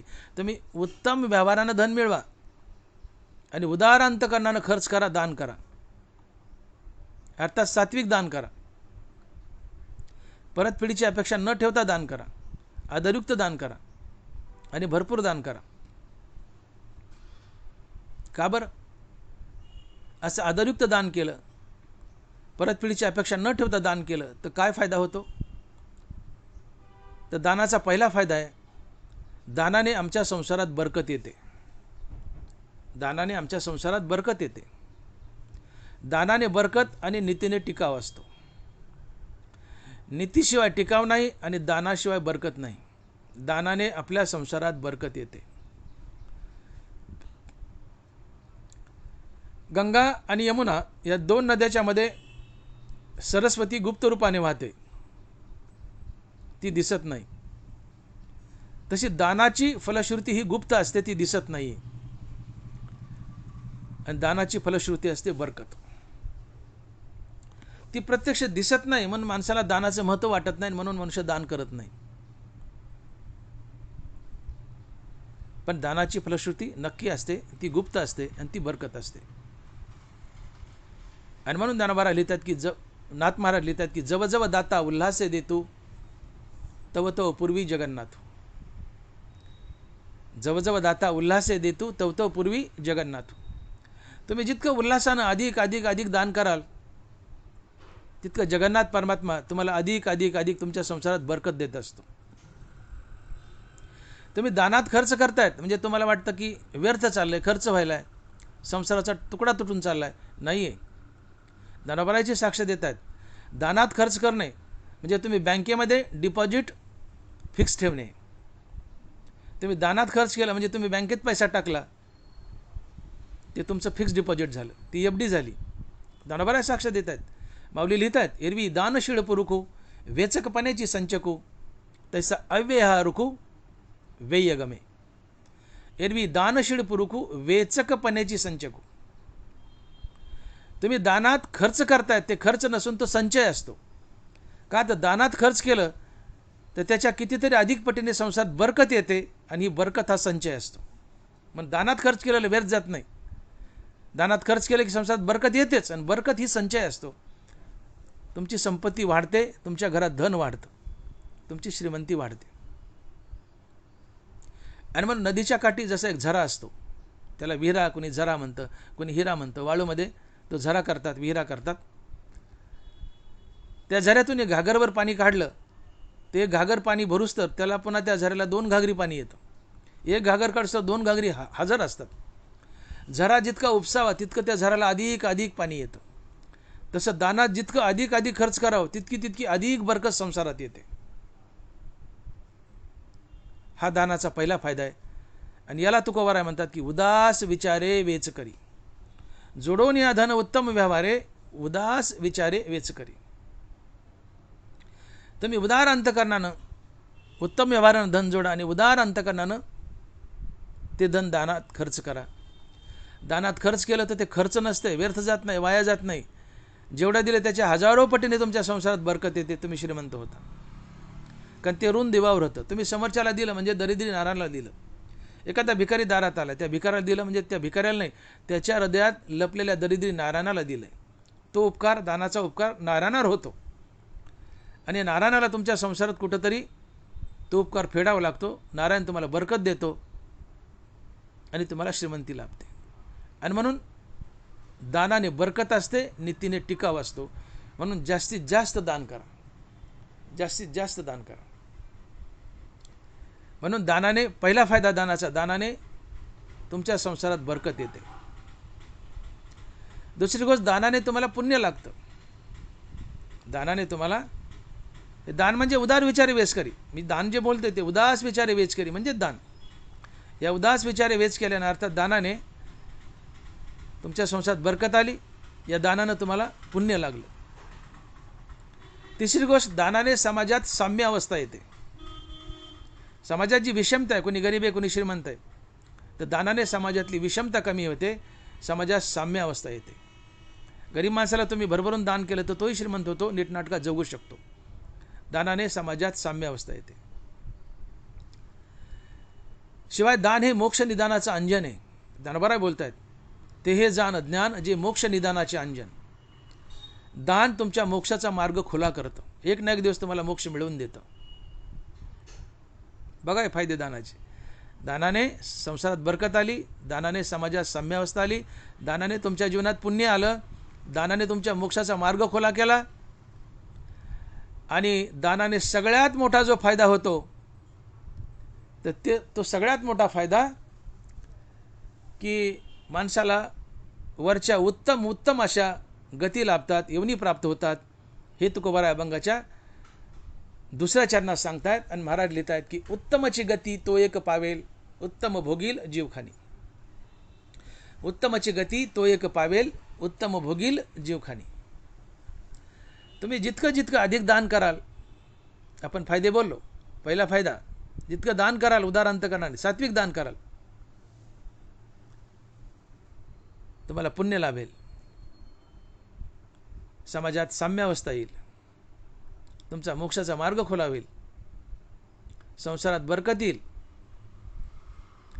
आणि सगळ्यात मोठा फायदा, तुम्हाला उत्तम गती लाभेल, तुम्हाला उत्तम गती लाभेल. आणि हेच तुकोबाराय अभंगाच्या दुसऱ्या चरणात सांगतात. आणि महाराज लिहितात की उत्तमची गती तो एक पावेल, उत्तम भोगील जीवखानी. तुम्हाला स्वर्ग लाभेल. स्वर्गाच्या वर जनोलोक, तपोलोक, महिरलोक, ब्रह्मलोक, कैलास, वैकुंठ अशा वरच्या उत्तम योनी लाभतील. आणि त्या उत्तम योनी तुम्ही भोगाल, उत्तम भोगील जीवखानी. सात्विक दान केल्यानं तुम्हाला उत्तम गती लाभेल आणि उत्तम अशा योनी भोगाल. अर्थात तुम्ही सात्विक दानामुळं, उदार अंतकरणानं वेच केल्यामुळं स्वर्गाला जाल, जनोलोक, तपोलोक, महिरलोक, ब्रह्मलोकाला जाल, कैलासाला जाल, वैकुंठाला जाल. आणि म्हणून दान करा. आणि याला तुकोबाराय म्हणतात उदार विचारे वेच करी. उदास विचारे वेच करी. जोडून या धन उत्तम व्यवहारे, उदास विचारे वेच करी. उत्तम व्यवहारानं धन मिळवा का उत्तम व्यवहाराने मिळवलेल्या धनाला टिकाव असतो, लबाडीच्या धनाला टिकाव नसतो, भ्रष्टाचाराच्या धनाला टिकाव नसतो. उत्तम मार्गाने धन मिळवलं, उत्तम व्यवसायाने धन मिळवलं तर त्याला टिकाव असतो. आणि ज्या घरात धनाचा टिकाव आहे त्या घरामध्ये दानशूर वृत्ती असते. आणि हे दान सात्विक असावं, उदार अंतकरणानं द्यावं, ज्याला दिले त्याला आदरयुक्त द्यावं आणि विसरून जावं, ते परत घेऊ नये. फायदा काय? तर उत्तमची गती तो एक लाभेल, उत्तमची गती तो एक पावेल, उत्तम भोगील जीवखानी. हां, सात्विक दान दिलं, उदास अंतकरणानं वेच केलं तर तुम्हाला उत्तम उत्तम अशावरच्या योनी लाभतील. आपण बोलून गेलो की स्वर्गलोक, जनोलोक, तपोलोक, महिरलोक, ब्रह्मलोक, कैलास, वैकुंठ अशा ठिकाणी तुम्ही जाल आणि अशा उत्तम उत्तम जीवखानी भोगाल.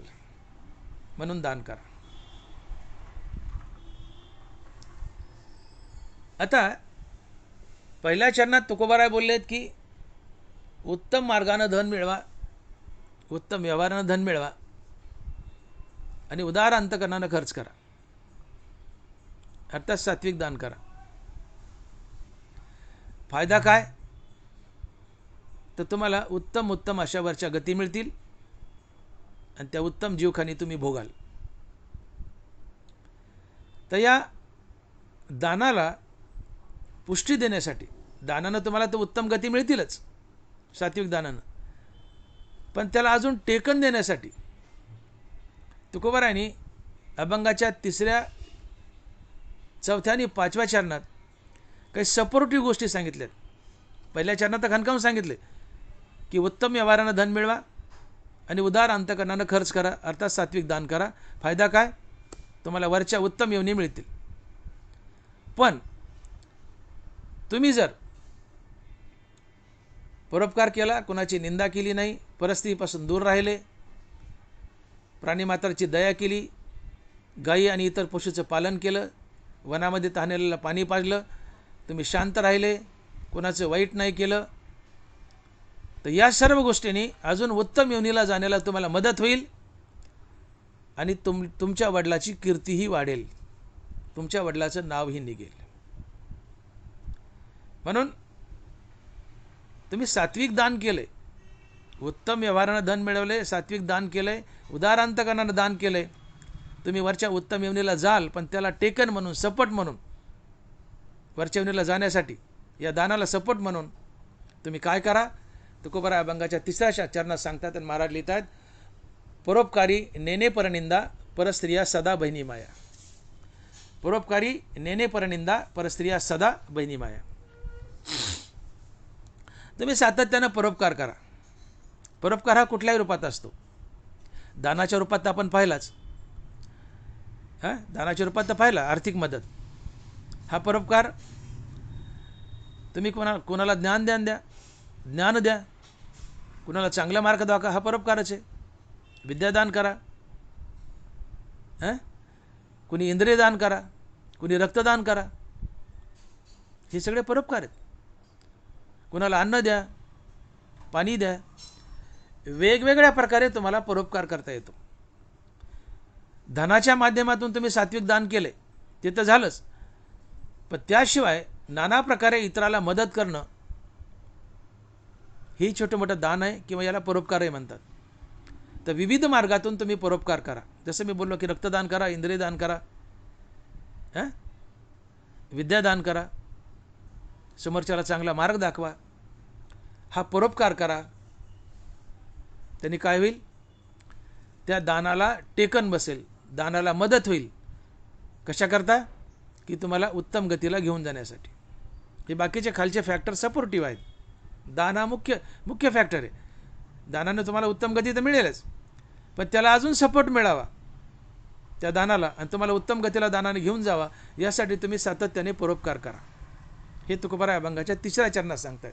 तुम्ही परोपकार करा विविध मार्गानं आणि कुणाचीही निंदा करू नका. कारण निंदा हे एक असं विष आहे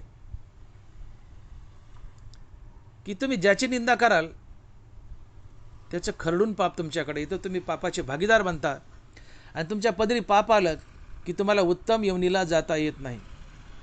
तुम्ही उत्तम योनीला तेव्हाच जाऊ शकता की जेव्हा तुमच्या पदरी गडगंज पुण्य आहे. पापी मनुष्य नरकाला जातो, पुण्यवान मनुष्य वरच्या उत्तम योनीला जातो. स्वर्ग, जनलोक, तपोलोक, महिरलोक, सत्यलोक, कैलास, वैकुंठ अशा उत्तम योनीला पुण्यवान मनुष्य जातो. मग तो पापी मनुष्य नरकाला जातो. आणि जो दुसऱ्याची सातत्याने निंदा करतो तो नरकाला जातो, त्याला वरच्या उत्तम योनी लाभत नाहीत. आणि म्हणून तुकोबारांनी बंधन घातले कटाक्षानं तिसऱ्या चरणात की परोपकार करा आणि जोडीला कुणाचीही निंदा करू नका. कारण ज्याची निंदा कराल त्याचं खरडून पाप तुमच्याकडे येतं. आणि पापी मनुष्य ऊर्ध्व योनीला जात नाही, अधोगतीला जातो. वरच्या योनीला जात नाही, नरकाला जातो. का येती निंदकापाशी अशेष ही पापे. ज्याची निंदा केली त्याचं खरडून पाप तुमच्याकडे येतं. ज्याची निंदा केली त्याचं खरडून पाप तुमच्याकडे येतं. आणि म्हणून ज्ञानोबा म्हणतात का येती निंदकापाशी अशेष ही पापे. आशा जैसी दुःखाते व्याली निंदा दुरिते, हे असो दैन्याते दुर्भगत्व जैसे. ज्ञानोबाराज बोलत आहेत. आशा म्हणलं की ती दुःखाला जन्म देणार, निंदा म्हणलं की पापालाच जन्म देणार. व्याली निंदा दुरिते, कुत्री विते, कुत्री विते, डुकरीन विते. जी एकापेक्षा अनेक पिल्ले देते ती विते. गाय विते, एकच पिल्लू देते, एकच वासरू देते. पण कुत्री विते 5-6 पिल्ले देते, डुकरीन विते 5-6 पिल्ले देते. हो, तसं निंदाही विते. व्याली निंदा दुरिते. गायीने एकच पिल्लू दिलं, कुत्रीने 5-6 दिले, डुकरीने 5-6 दिले. तसे निंदा ही 5-6 पिल्ले देते. अर्थात निंदा ही टोपल्यानं, डोंगरानं तुम्हाला पाप देते. निंदा ही पापाला विते. कुत्री विते, डुकरी विते. तसं निंदा ही विते. तुमच्या जीवनामध्ये डोंगरानं पाप येतं जर तुम्ही दुसऱ्याची निंदा केली तर. आणि म्हणून आपल्या मुखानं दुसऱ्याची निंदा करण्याचं टाळा, तुम्ही पापाचे भागीदार बनतात. काही लोकांचा स्वभावच असा आहे की दिवसभर तोंडानं एकदाही देवाचं नाव घेत नाही. तुकोबाराय बोलले, वाचे न विचारी गोविंदा, वाचे न उच्चारी गोविंदा, सदा करी परनिंदा. दिवसभरात एकदाही तोंडानं देवाचं नाव घेत नाही, सारखी लोकांची निंदा करत असतो. याच्यापाशी बस, त्याच्यापाशी बस, त्याच्यापाशी बस, भाण्या फिरत असतो. तोंडाने एकदाही देवाचं नाव घेत नाही. आणि जिथं जाईल तिथं कुणाची नाही कुणाची निंदाच करत असतो. वाचे न उच्चारी गोविंदा, सदा करी परनिंदा. असा मनुष्य नरकाचं गिरायक असतो. मग तुम्ही उदार अंतकरणानं दान करतायत पण लोकांची निंदा करतायत, ते दान तुमचं व्यर्थ जाईल. कारण दान व्यर्थ जाणार नाही, पण निंदा केल्यामुळे तुमच्या पदरी पाप आलंय. हे पाप तुम्हाला उत्तम गतीला जाऊ देणार नाही. आणि म्हणून उदार अंतकरणानं दान केलंय, उदास विचारे वेच केले, ते दान तुम्हाला उत्तम गतीला घेऊन चाललंय. तर उत्तम गतीला या दानानं न्यावं त्यासाठी तुम्ही अनिंदक बना. कुणाची निंदा करू नका, तुमच्या पदरी पाप येणार नाही. म्हणून सातत्यानं परोपकार करा आणि परनिंदा टाळा. आणि तिसरी गोष्ट सांगितली की परस्त्रियांना बहिणी माया समजा. परस्त्रियांना बहिणी माया समजा. पराव्या नारी आम्हा रखमाई समान, वमनाहुनी धन नीचमानी. परस्त्री आम्हाला ही साक्षात रुक्मिणी माता आहे. पराया नारी आम्हा रखुमाई समान. तुकोबाराय बोलतात, परस्त्री ही आमची रुक्मिणी माता आहे. परस्त्रीकडे कधीही वाईट नजरेने पाहू नका. तुकोबाराय बोलले की परद्रव्य परणारीचा अभिलाष हेतून या रास सर्व भाग्या. दुसऱ्याचं धन आणि दुसऱ्याची बाई याचा सातत्याने विटाळ धरा. परद्रव्य परणारी यांचा धरी विटाळ. तुम्ही मढ्याचा विटाळ धरायचा धरा नका धरू, विटाळशीचा विटाळ धरायचा नका धरू, बाळातनीचा विटाळ धरायचा धरा नका धरू, तुमची मर्जी. पण तुकोबाराय बोलले हे विटाळ धरायचे धरा नका धरू. पण तुकोबाराय बोलतात एका गोष्टीचा विटाळ जरूर धरा. कोणत्या?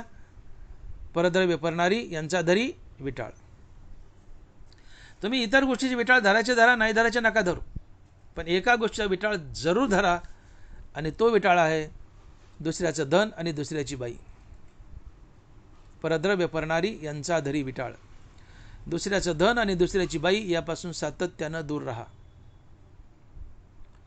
परद्रव्य पडणारीचा विटाळ जर धरला, अर्थात परस्त्री आणि दुसऱ्याचं धन यापासून दूर राहिलं तर फायदा काय होतो?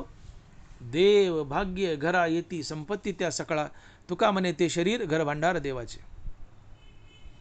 परद्रव्य परणारी यांचा धरी विटाळ, फायदा काय? देव भाग्य घरा येती संपत्ती त्या सकळा, तुका म्हणे ते शरीर घर भांडार देवाचे.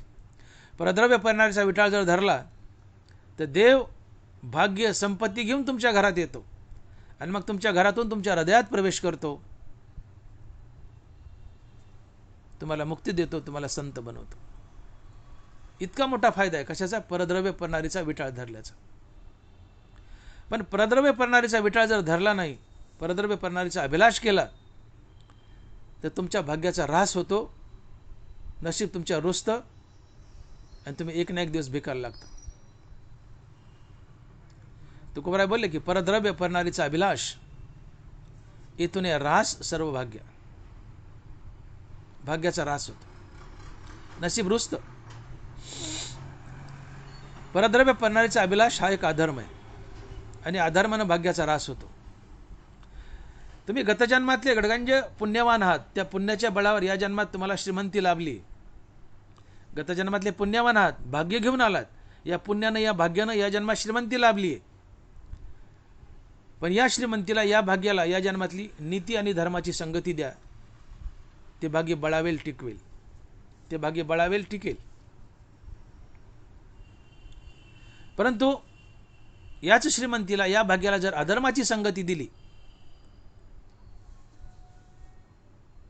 तर नशीब तुमच्या रुसल आणि तुमच्या नशिबाला उतरती कळा लागेल. तुम्ही गेल्या जन्मातले पुण्यवान आहात, भाग्य घेऊन आलात, भाग्याच्या जेव्हा तुम्हाला श्रीमंती लाभली, पण या श्रीमंतीला या जन्मातल्या नीतीची संगती द्या, भाग्य बळावेल टिकेल. पण या श्रीमंतीला अनितीची अधर्माची संगती दिली, ते भाग्य नशीब तुमच्या रुसेल आणि तुमच्या नशिबाला उतरती कळा लागेल. आणि म्हणून ज्ञानोबा लिहित आहेत की अदृष्ट झाली उदासू, पालटे श्रीमंताचा विलासू, पुनवे पाठी शीतांशू पालटे जैसा. पुनवेकडून अमावश्याकडे जाणारा चंद्र जसा कलेकलेने नाहीसा होतो आणि अमावश्याला संपतो, तसं तुम्ही जर तुमच्या श्रीमंतीला तुमच्या नशिबाला अधर्माची संगती दिली, अनितीची संगती दिली, ते नशीब तुमच्या रुजतं आणि तुमची संपत्ती हळूहळू नाहीशी होत होत होत तुम्ही भिकायला लागता. ज्ञानोबाला साक्ष देत आहेत, ऐका ज्ञानोबाची. अदृष्ट झाली उदासू, पालटे श्रीमंताचा विलासू, पुनवे पाठी शीतांशू पालटे जैसा. पुनवेकडून अमावश्याकडे जाणारा चंद्र जसा कलेकलेने नाहीसा होतो आणि अमावश्याला संपतो, तसं नशीब तुमच्यावर रुसलं तर नशीब ही कलेकलेने नाहीसं होतं आणि कायमचं संपतं तुम्हाला भिकायला लावतं. मग नशीब का रुजतं? तर तुम्ही या जन्मात अधर्माने वागताय, अनितीने वागताय. गेल्या जन्मातले श्रीमंत आहात, गेल्या जन्मातले पुण्यवान आहात, भाग्य घेऊन आलात, या भाग्याने तुम्हाला श्रीमंती लाभली आहे. पण या श्रीमंतीला या जन्मातल्या नीतीची जोड द्या, धर्माची जोड द्या. पण या श्रीमंतीला या जन्मातल्या अनितीची आणि अधर्माची जर संगती दिली तर नशीब तुमच्या रुजतं, या नशिबाला उतरती कळा लागते आणि तुम्ही भिकायला लागता. अदृष्ट झाली उदासू, पालटे श्रीमंताचा विलासू, पुनवे पाठी शीतांशू पालटे जैसा. आणि म्हणून अधर्मानं वागू नका, अनितीने वागू नका, दुसऱ्याच्या धनापासून दूर राहा, लबाडीने धन घरात आणू नका. आणि म्हणून तुकोबाराचा इशारा आहे की जोडून या धन उत्तम व्यवहार आहे, उत्तम व्यवहारानं धन घरात आणा. लबाडीने धन घरात आणलं तर मी मागं बोललो ते 5 शत्रुमार पण नाश होईल, आणि लबाडीने धन घरात आणलं तर नशीब तुमच्यावर रुजतं आणि तुमच्या नशिबाला उतरती कळा लागते आणि धन निघून जातं. अदृष्ट झाली उदासू, पालटे श्रीमंताचा विलासू, पुनवे पाठी शीतांशू पालटे जैसा. म्हणून दुसऱ्याचं धन आणि दुसऱ्याची बाई यापासून दूर राहा. परद्रव्य परणारीचा अभिलाष केला तर भाग्याचा ऱ्हास होतो आणि तुम्ही एक ना एक दिवस भिकायला लागता. तुकोबाराय बोलले, निमिष दिवस मास वर्ष लागती 3, बांधिले पतन गाठोडीस. तुम्ही जर दुसऱ्याचं धन लबाडीने घरात आणलं आणि परस्त्री भोगली तर तुकोबाराय म्हणतात, एका क्षणात, एका मिनिटात, एका दिवसात, एका वर्षात, जास्तीत 3 वर्षात तुमचा नायनाट होईल, तुम्ही भिकायला लागाल. निमिष, दिवस, मास, वर्ष लागती 3, बांधिले पतन गाठोडीस. परद्रव्य परणारीचा अभिलाष करणाऱ्याचं कधी ना कधी वाटोळ होतंच, त्याचं पतन गाठोड्यात बांधलंय. महाराज शेवटी म्हणाले, कालावधी कमी अधिक लागेल, 3 वर्ष कालावधी मी दिला म्हणले त्याचं वाटोळ व्हायला. एखाद्या वेळेस 5 वर्ष लागेल, 10 वर्ष लागेल, पण त्याचं वाटोळ नक्की होईल. तुका म्हणे, थडता थवड काळ लागे नाड परी खरा. कालावधी कमी जास्त होईल म्हणले, पण त्याचं वाटोळ नक्की होईल. कुणाचं? परद्रव्य परणारीचा अभिलाष करणाऱ्याचं. आणि म्हणून परद्रव्य परणारीचा अभिलाष करू नका. नशीब रुसेल, नशिबाला उतरती कळा लागेल आणि तुम्हाला उत्तम गतीला जाता येणार नाही. आणि म्हणून दुसऱ्याचं धन आणि दुसऱ्याची बाई यापासून दूर राहा. एकूण 5 महापाप आहेत: ब्रह्महत्या, सुरापान, स्थेय, गुरवांगनागमन. कुणाचा खून करणं महापाप आहे, दारू पिणं महापाप आहे, सोन्याची चोरी करणं महापाप आहे, गुरुची पत्नी भोगणं महापाप आहे, आणि या 4ही गोष्टीला मदत करणं हे 5वं महापाप आहे. तुम लढो हम कपडे सांभाळते, ही महापाप आहेत. कुणाचा खून करणं, ब्रह्महत्या, कुणाचा खून करणं महापाप आहे. कुणाला चापट मारणं, हापडतापट करणं हे पाप आहे, पण कुणाचा खूनच करणं महापाप आहे. सुरापान, दारू पिणं महापाप आहे. मटण खाणं पाप आहे, पण दारू पिणं महापाप आहे. देवाने मटणाला पापात ठेवले, पण दारूला महापापात नेले. सुरापान, दारू पिणं महापाप आहे. ब्रह्महत्या, सुरापान, स्थेय, सोन्याची चोरी महापाप आहे. पैसा चोरला पाप आहे, पण सोनं चोरलं महापाप आहे. ब्रह्महत्या, सुरापान, स्थेय, गुरुवांगनागमन, गुरुची पत्नी भोगली महापाप आहे. परस्त्री भोगली पाप आहे, गुरुची पत्नी भोगली महापाप आहे. आणि म्हणून कुणाचा खून करणं, दारू पिणं, सोन्याची चोरी करणं, गुरुची पत्नी भोगणं ही 4 महापापांनी या 4ही गोष्टीला मदत करणं हे 5वं महापाप. तात्पर्य मला सांगायचं की परस्त्री भोगणं पाप आहे. परदाराधिक पडे विरुद्ध ऐसे नावडे, शिळीचिनी तोंडे सेंगचरी. ज्ञानोबा आहे. परदाराधिक पडे विरुद्ध ऐसे नावडे. शिळी जसं कोणत्याही झाडाचा पाला खाते, बाकीचे प्राणी बघा ते ठराविक गवत खातात किंवा ठराविक झाडाचा पाला खातात, शिळीचं तसं नाही. शिळी कोणत्याही झाडाचा पाला खाते. परदाराधिक पडे विरुद्ध ऐसे नावडे, परी शिळीचिनी तोंडे सेंगचरी. शिळी जसं कोणत्याही झाडाचा पाला खाते, तसं काही काही लोकांना कोणाचीही बाई चालते. थोडं खाली जाऊन बोलतो. ज्ञानोबारायचे शब्द आहेत, माझे नाही. शिळीचिनी तोंडे सेंगचरी, ज्ञानोबाराय बोलतात. परदाराधिक पडे विरुद्ध ऐसे नावडे, परी शिळीचिनी तोंडे सेंगचरी. शिळी जसं कोणत्याही झाडाचा पाला खाते, तसं याला कोणाचीही बाई चालते, महापापात बुडतो, नरकाला जातो. परस्त्री भोगणं पाप आहे. परस्त्री भोगायचं टाळा. हां. आणि म्हणून परस्त्री भोगणं हे पाप आहे. दुसऱ्याचा पैसा लबाडीने लुटणं पाप आहे. म्हणून परद्रव्य परणारी यांचा विटाळ धरा. परद्रव्य परणारीपासून दूर राहा. परद्रव्य परणारीचा अभिलाष कराल तर नसीब रुसेल, भाग्याचा रास होईल, भिकायला लागाल, वरच्या येऊन टळतील. वरच्या उत्तम गतीला जाण्याचं टळेल, जाता येणार नाही. कारण परद्रव्य परणारीचा अभिलाष हे पाप आहे, अधर्म आहे, आणि दानाला सपोर्टिव्ह होणार नाही. तुम्हाला उत्तम गतीला जाता येणार नाही. पण परद्रव्य परणारीचा विटाळ धरला तर हा धर्म हे पुण्य आहे, दानाला सपोर्ट मिळेल. आणि हा परद्रव्य परणारीचा विटाळ धरला तर हीच गोष्ट तुम्हाला उत्तम गतीला घेऊन जाईल. म्हणून सदैव परस्त्रीपासून दूर राहा. परस्त्रीला रुक्मिणी माता समजा. पराव्या नारी आम्हा रखमाई समान, वमनाहुनी धन नीचमानी. दुसऱ्याचं धन उलटीसारखं तुच्छ समजा आणि परस्त्रीला साक्षात रुक्मिणी माता समजा. फायदा काय? उत्तमची गती तो एक पावेल, उत्तम भोगील जीवखानी. त्यावरच्या दानाला ही गोष्ट सपोर्टिव्ह होईल. म्हणून सातत्यानं परोपकार करा, कुणाची निंदा करू नका, आणि परस्त्रीला आपली आई समजा, आपली बहीण समजा. परस्त्रीपासून सातत्यानं दूर राहा. आणखीन 2-3 सपोर्टिव्ह गोष्टी सांगतायत तुकोबाराय. त्या अभंगाच्या 4थ्या चरणात म्हणतायत की भूतदया गायी पशुचे पालन, तानेल्या जीवन वना माझी. तुम्ही भूतदया करा, अर्थात प्राणी मात्राची दया करा. भूतदयेची व्याख्या तुकोबाराय सांगतायत की दया तिचे नाव भूताचे पालन, आणिक निर्दळन कंटकाचे. भूतदया करा, ही दानाला सपोर्टिव्ह राहील आणि तुम्ही उत्तम गतीला जाल. तर भूतदया काय? दया तिचे नाव भूताचे पालन, आणिक निर्दळन कंटकाचे. दुष्टाला ठोकून काढा म्हणले. हो, इथं फक्त जे भूताचं पालन करा एवढ्याला दया म्हणत नाहीत महाराज. दयेची व्याख्या सांगताना तुकोबारा लिहित आहेत की दया तिचे नाव भूताचे पालन,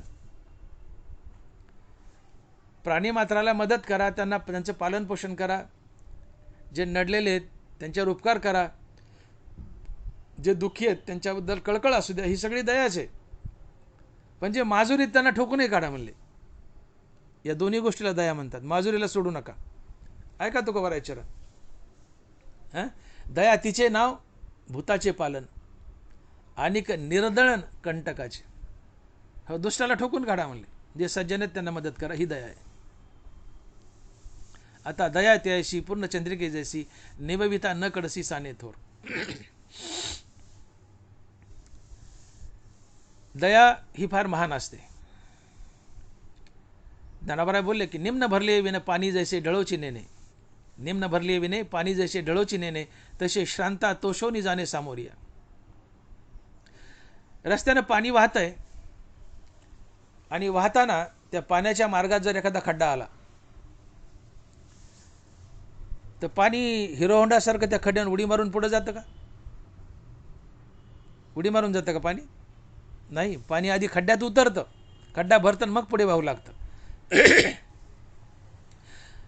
पाणी वाट्याने किंवा मार्गाने वाहत असताना त्याच्या मार्गात जर एखादा खड्डा आला तर पाणी प्रथमतः खड्ड्यात उतरतं, खड्डा भरतं, मग पुढे वाहू लागतं. हा पाण्याचा स्वभाव. मार्गात आलेला खड्डा भरल्याशिवाय पाणी पुढे जात नाही. तसं मार्गात आलेला दीन दुबळा रंजलेला गांजलेला त्याची अडचण दूर केल्याशिवाय परमार्थिक माणसाला किंवा संताला पुढे जाणं माहीत नसतं. निम्न भरली विने पाणी जैसे ढळोची नेणे, तसे श्रांता तोषोनी जाणे सामोरिया. मार्गात आलेला खड्डा भरल्याशिवाय पाण्याला पुढे जाणं माहीत नाही. तसं मार्गात आलेला रंजलेला गांजलेला दीन दुबळा त्याची अडचण दूर केल्याशिवाय पुढे जाणं संताला माहीत नसतं.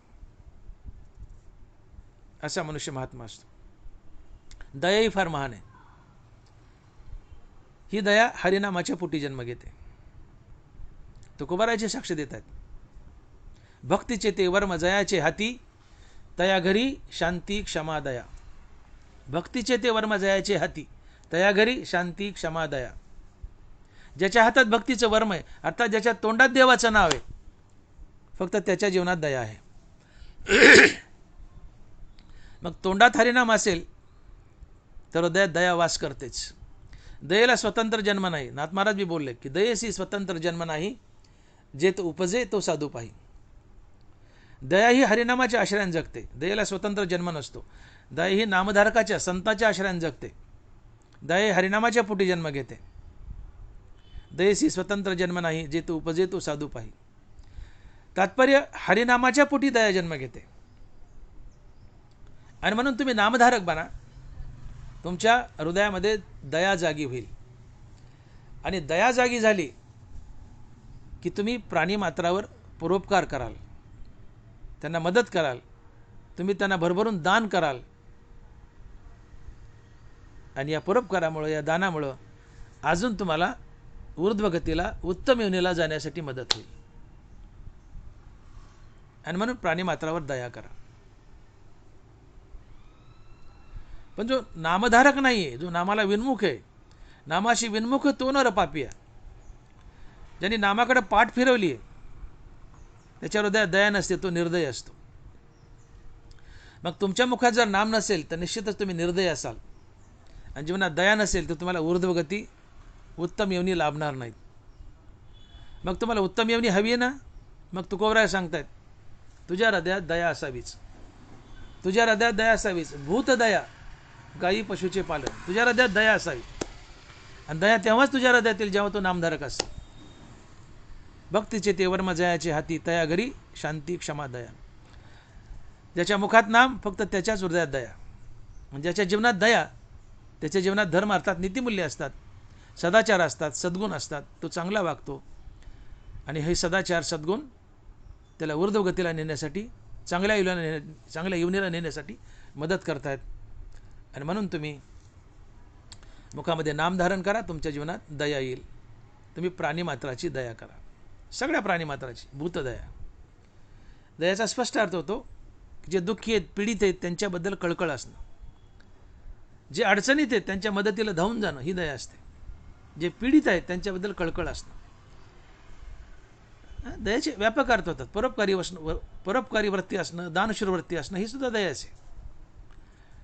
जे पीडित आहे, जे दुःखी, त्यांच्या मदतीला धावून जाणं, त्यांच्याबद्दल कळकळ असणं, ही सुद्धा दयाचे. परोपकारी वृत्ती राहू द्या, दानशूर वृत्ती राहू द्या, इतरावर प्रेम करा, इतरासाठी जगायला शिका, ही सगळी दया आहे. इतराच्या कामी या, ही सगळी दया आहे. ही दया जर जीवनात असेल तर वरच्या दानाला पुष्टी मिळेल, सपोर्ट मिळेल, तुम्ही वरच्या उत्तम येवनीला जाल. म्हणून तुमच्या जीवनात भूतदया असावी. तुम्ही गायी आणि पशुचं पालन करा. गायी आणि पशुचं पालन करा. आजकाल गायी पाळायच्या बंदच झाल्या. गायीच राहिल्या नाही. ठीक आहे, मसाडा दुधासाठी ठीक आहे, लागतात, असू द्या. मसाडा पाळू नका असं मला म्हणायचं नाही, पण गाय पाळणं बंद झालं आहे. भगवान श्रीकृष्ण भागवतात सांगतात की जो गायीचं पालन करतो, ज्यांनी गायी सांभाळ्यात लहानपणी, त्याला मी मुक्ती देतो. नाथ महाराजांनी भागवतात शब्द दिला आहेत. भगवान कृष्ण बोलत आहेत भागवतात की ज्यांनी बालपणी गायी सांभाळल्यात, गायीला चारले, जो गुराखी आहे, त्यांनी माझी सेवा केली. देवाला गाय आणि गीता अतिशय प्रिय आहे. गाय गीता गोपी, गाय देवाला अतिशय प्रिय आहे. ज्यांनी गाय सांभाळली, गाय चारली, जो गुराखी आहे, तो मला अतिप्रिय आहे, त्याला मी मोक्ष देतो. हे भागवतात बोलत आहेत भगवान कृष्ण. तुमच्या आमच्या दावणीला गाय असावी. तुमच्या संसारात कृष्ण राबतो, तुम्हाला कृष्ण बरकत देतो. दावणीला गाय असावी. कृष्ण संसारात राबतो, कृष्ण तुम्हाला बरकत देतो, कृष्ण तुमच्या घरात नांदतो. आणि म्हणून मला आज आवर्जून सांगायचं आहे तुम्हाला की तुमच्या दावणीला गाय असावी. किमान ग्रामीण भागातल्या शेतकऱ्याच्या घरी तरी गाय असावी. 10% लोकांकडे गायी आहेत, 90% लोकांकडे गायीच राहिल्या नाहीत. एखादी मसाडा आहे पण गाय राहिली नाही. देवाला गाय प्रिय आहे. आणि मग तुकोबारा इथं आवर्जून सांगतायत की भूतदया गायी पशुचे पालन. गाय पाळा. गाय कधी विकू नका. खाटकाला तर नाही, पण कोणालाच विकू नका. गाय दावणीला मरू द्या. गाय दावणीला मरू द्या. तुकोबारा बोलतात एका अभंगातून, कन्या गौ करी कथेचा विक्रा, चांडाळ तो खरा तेने न्याय. ऐका चरण तुकोबारायचं. कन्या गौ करी कथेचा विक्रा, चांडाळ तो खरा तेने न्याय. जो कन्या विकतो अर्थात मुलीचा हुंडा घेतो, तो चांडाळ असतो. जो हरिकथा विकतो अर्थात कीर्तन प्रवचन करून पैसे घेतो, तो चांडाळ असतो. आणि जो गाय विकतो तोही चांडाळ असतो, तो पापी असतो. आपली मुलगी विकणारा अर्थात मुलीचा हुंडा घेणारा, गाय विकणारा आणि कथा विकणारा, हे तिन्ही माणसं नरकाला जातात. हो, कन्या गौ करी कथेचा विक्रा, चांडाळ तो खरा तेने न्याय.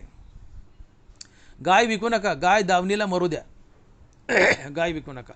खाटकाला तर नाहीच, पण कुणालाच विकू नका. गाय दान करा पण विकू नका.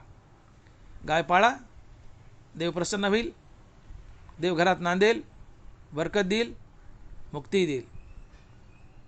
गाय विकू नका, दावणीला मरू द्या. गायीसोबत इतरही प्राणी पाळा. म्हशी पाळा, बैल पाळा. गोधन संपले हो, जनावरं संपली आहेत. हे खरं धन आहे.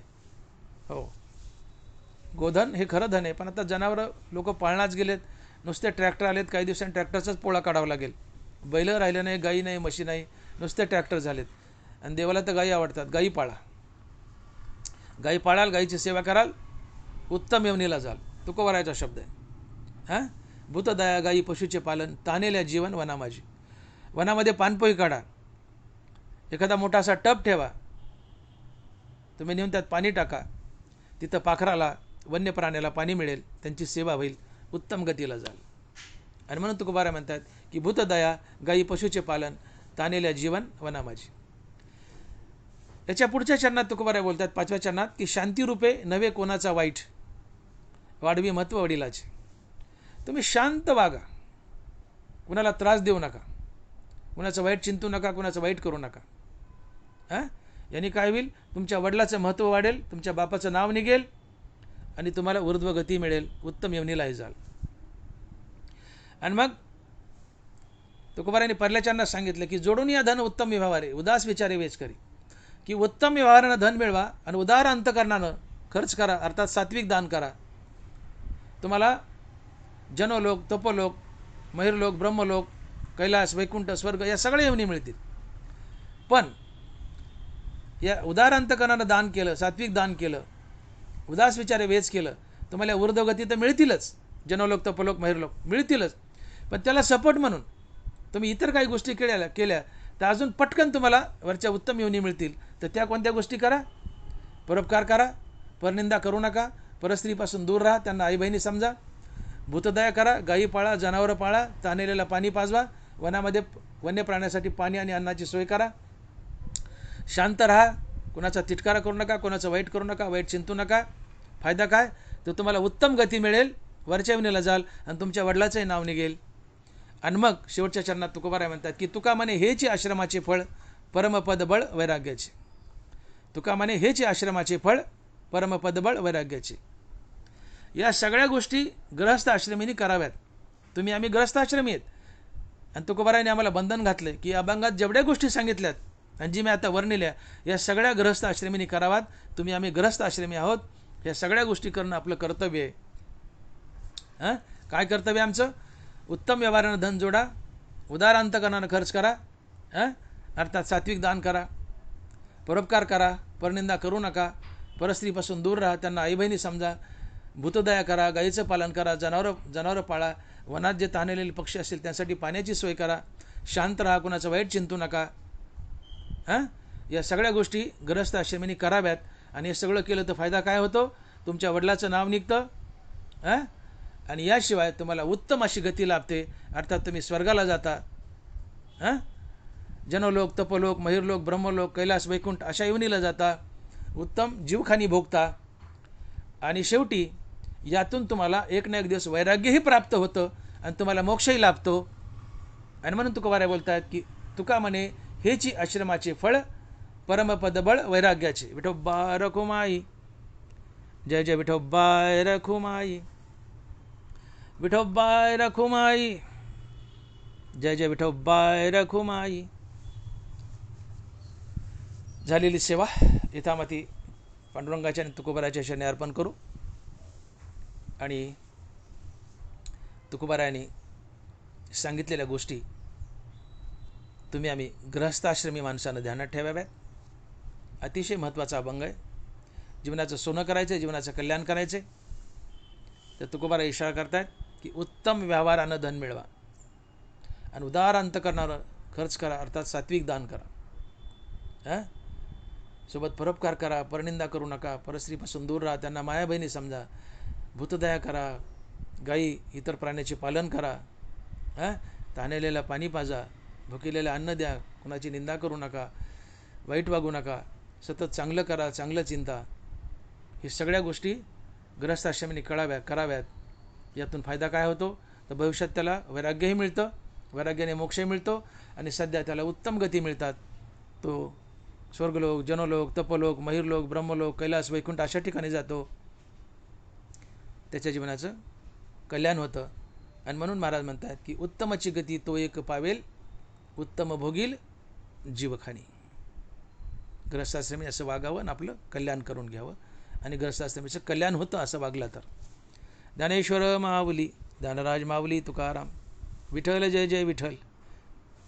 बोली लिले कुरे वेळी वाकुडी उत्तरे,